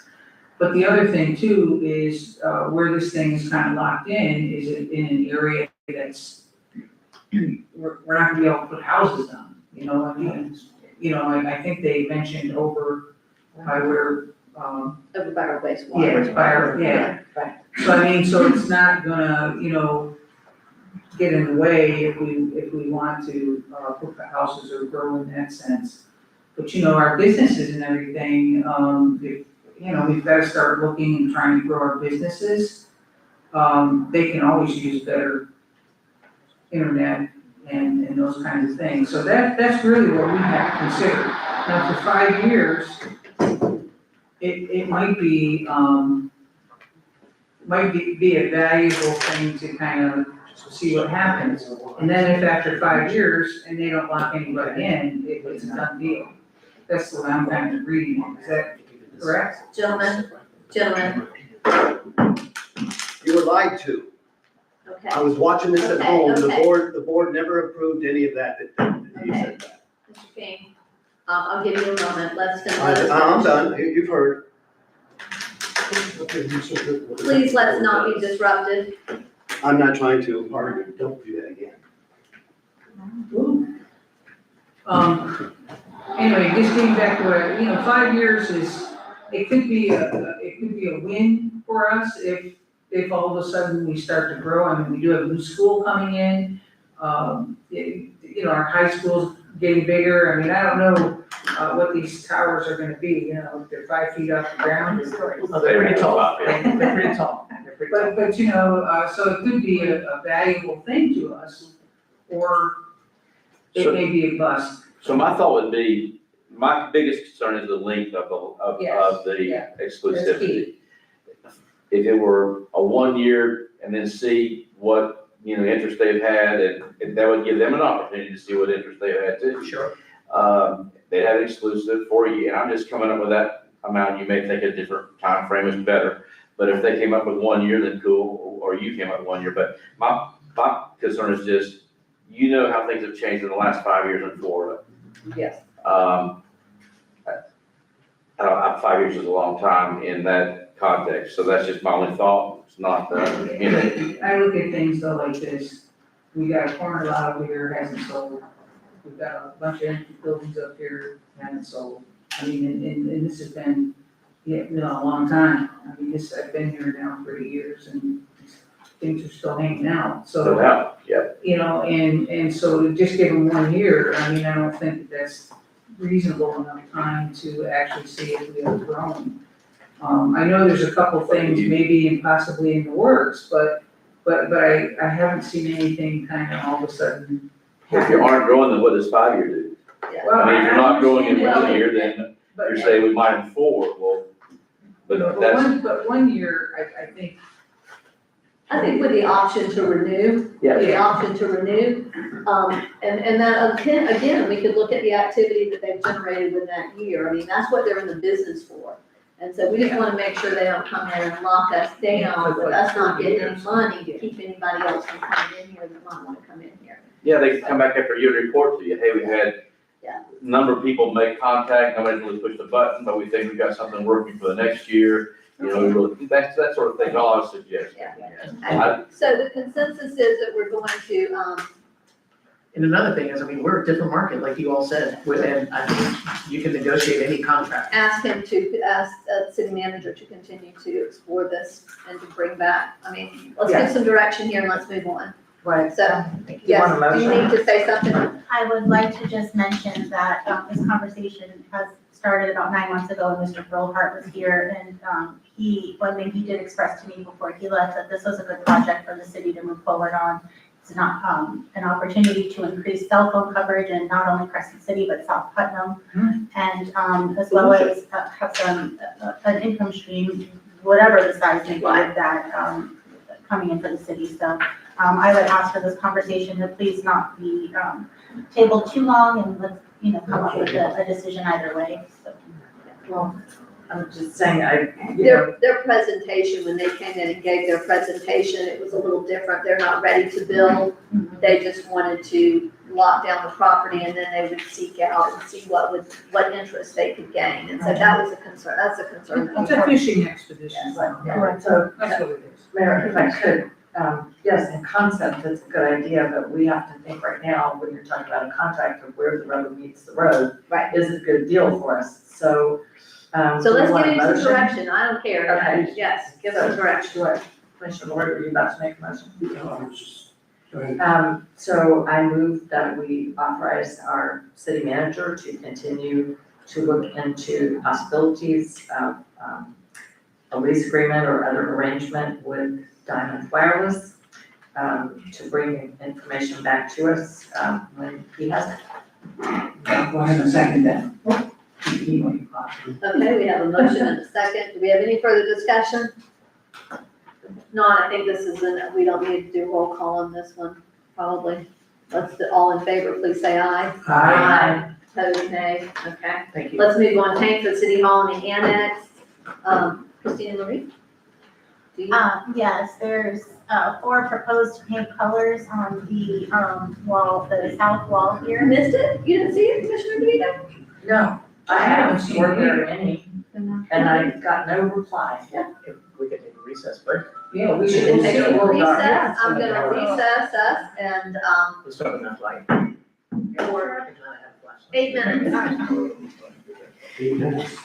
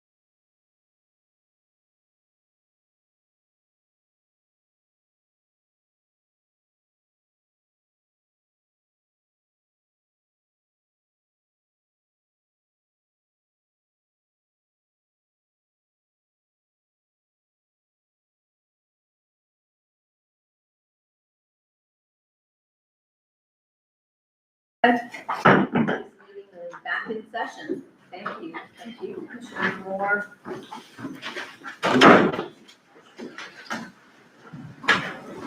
We're gonna move on to, we've got everyone, I hope during your break, allowed you enough time to go out and look at the, color palette that's on the side of the wall outside. Christina, do you want to lead this discussion since you? Sure.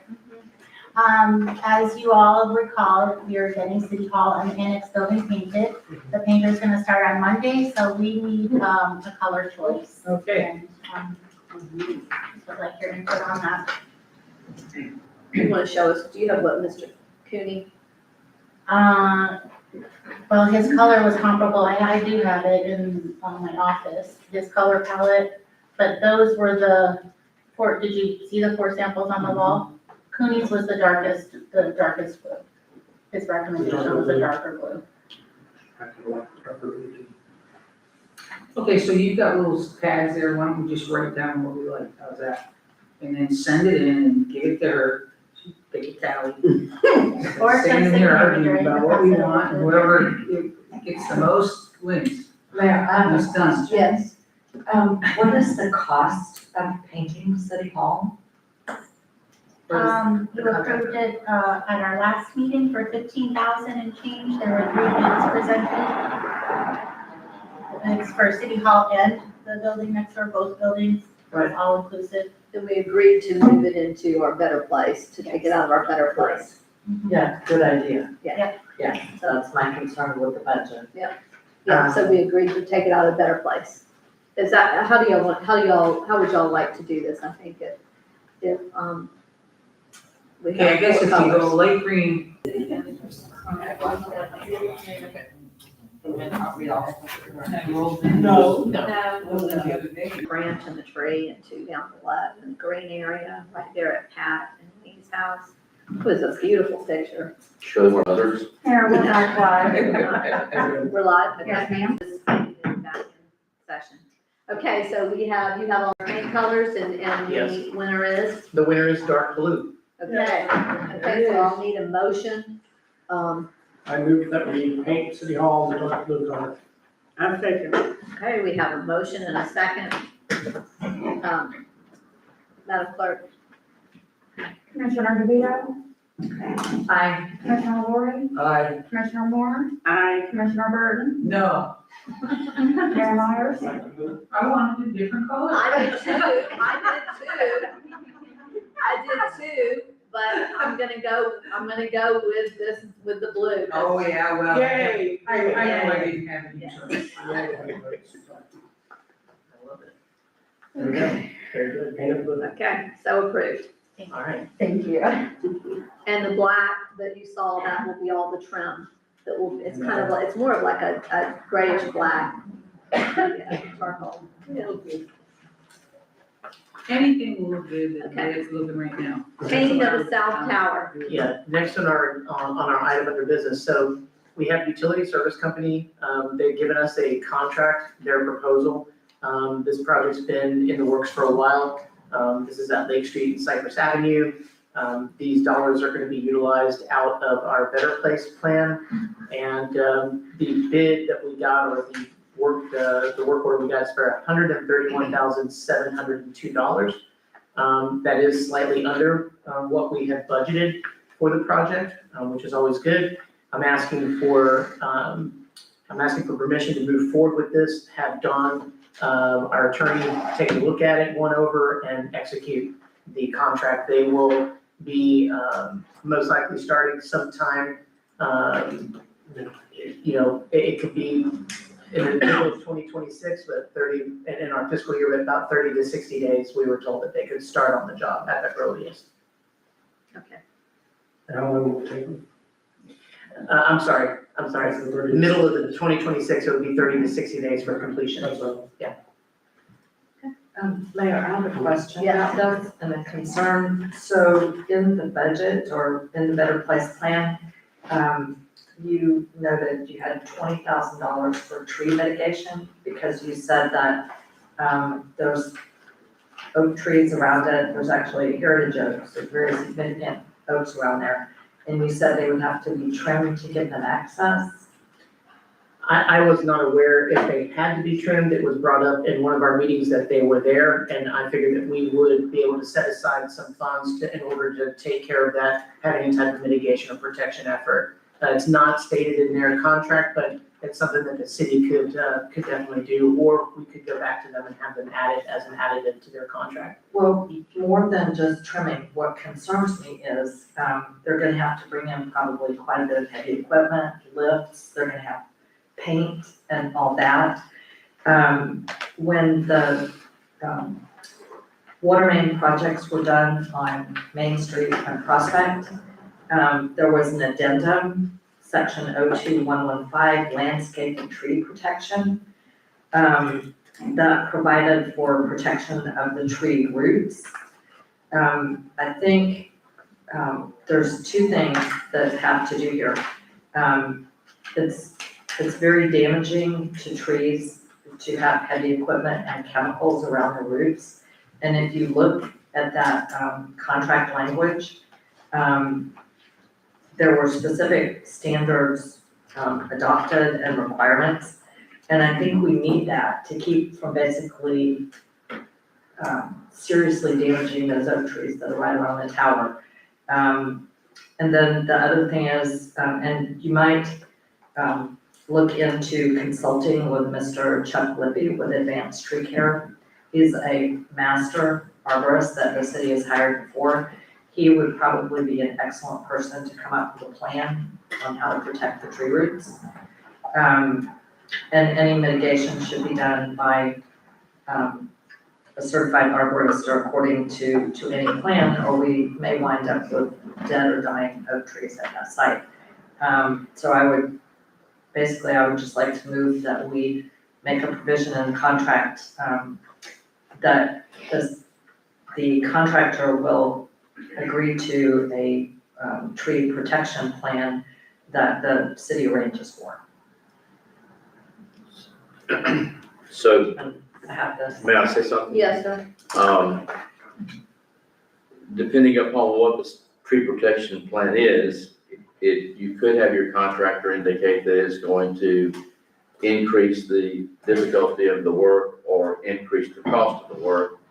And then my only question is, it's not for me to decide, my only question is, if that were the case, would that be something that the commission would want to make as a sticking point? In other words, if the contractor says, show me what your tree protection plan is, and if I think I can deal with it, then fine. And my understanding of the motion was the city would furnish whatever equipment or provisions were to be made for the protection.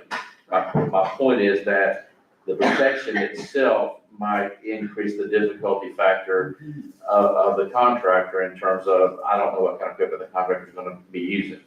So my question is, would you want that to be, that wasn't in the specs, I assume, of what you sent out, correct? Correct. So my question is, if the contractor said, no, if that wasn't in the specs, that's gonna increase my, the difficulty factor of my doing the work, I won't do it for this price, would that be something you'd be willing to make as a sticking point? And so we back out of the negotiation. That's my question. Could I just say this?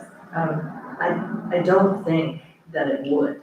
I think the tree protections for that particular area, are something the contractor could probably work around. I mean, some things are just as simple as you don't want them pouring chemicals out that may be extra or storing them too close to the base of the tree. It's more a matter of making sure that you move things to one side versus the other. So you'd have to go ahead and get the tree protection plan, and you have to have at least it articulated. Yes. So you could then ask the contractor whether or not it's gonna cause him a problem, right? You're absolutely correct. And Right, I mean, this is an important project, and it's, Yes. I mean, it's the water tower, Right, or the, you know. it's not either or. This is done all the time.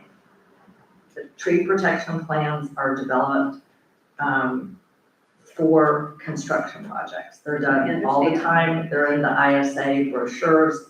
Contractors are used to working around them. And certainly, if the trees eventually die and we have to take them out, that's probably a $15,000 to $20,000 cost for the city. And it would dramatically change the way that park would look. So I don't really think that, we have to say, well, we just have to let those trees go so we can do the water tower. I think it would be pretty easy to accommodate both. And as I say, contractors are accustomed to working with tree protection. Typically in the state of Florida, when you do projects, especially around trees of that nature, they have to put tree protection around. It's an orange barricaded fence around the drip line. I have to get with Keith. We are gonna be working on a couple of things this year for when we have projects on inspection and what's required and holding contractors accountable, taking photos, having daily reports. These are things that I did as an inspector from where I'm at, and I plan on doing that when I can get out of the office and not be working on budget. So I'm gonna look forward to that and getting some sun.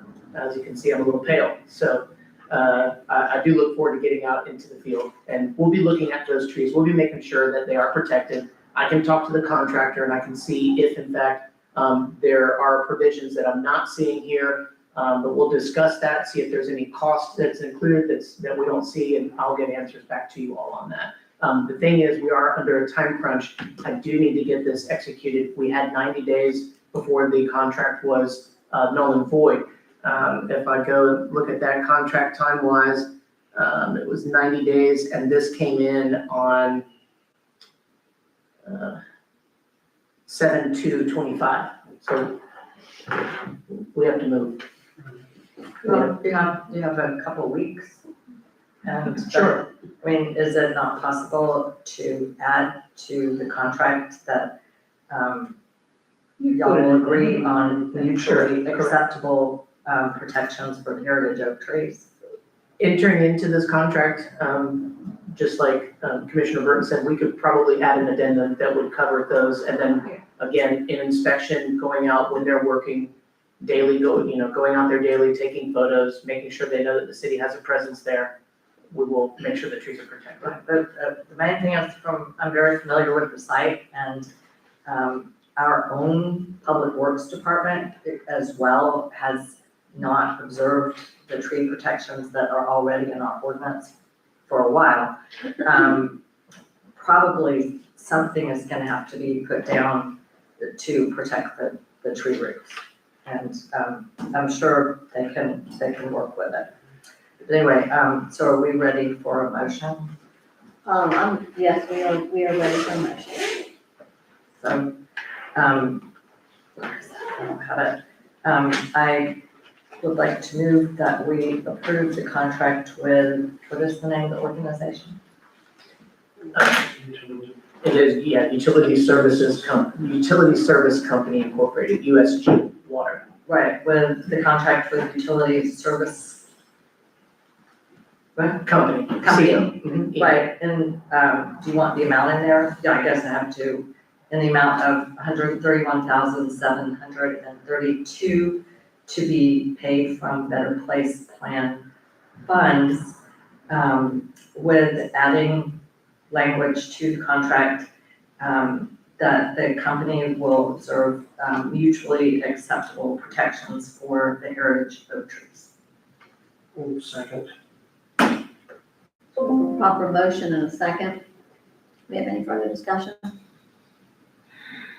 You're on a timeline. If they come back to you and say that'll be an added cost, how are you planning to handle that?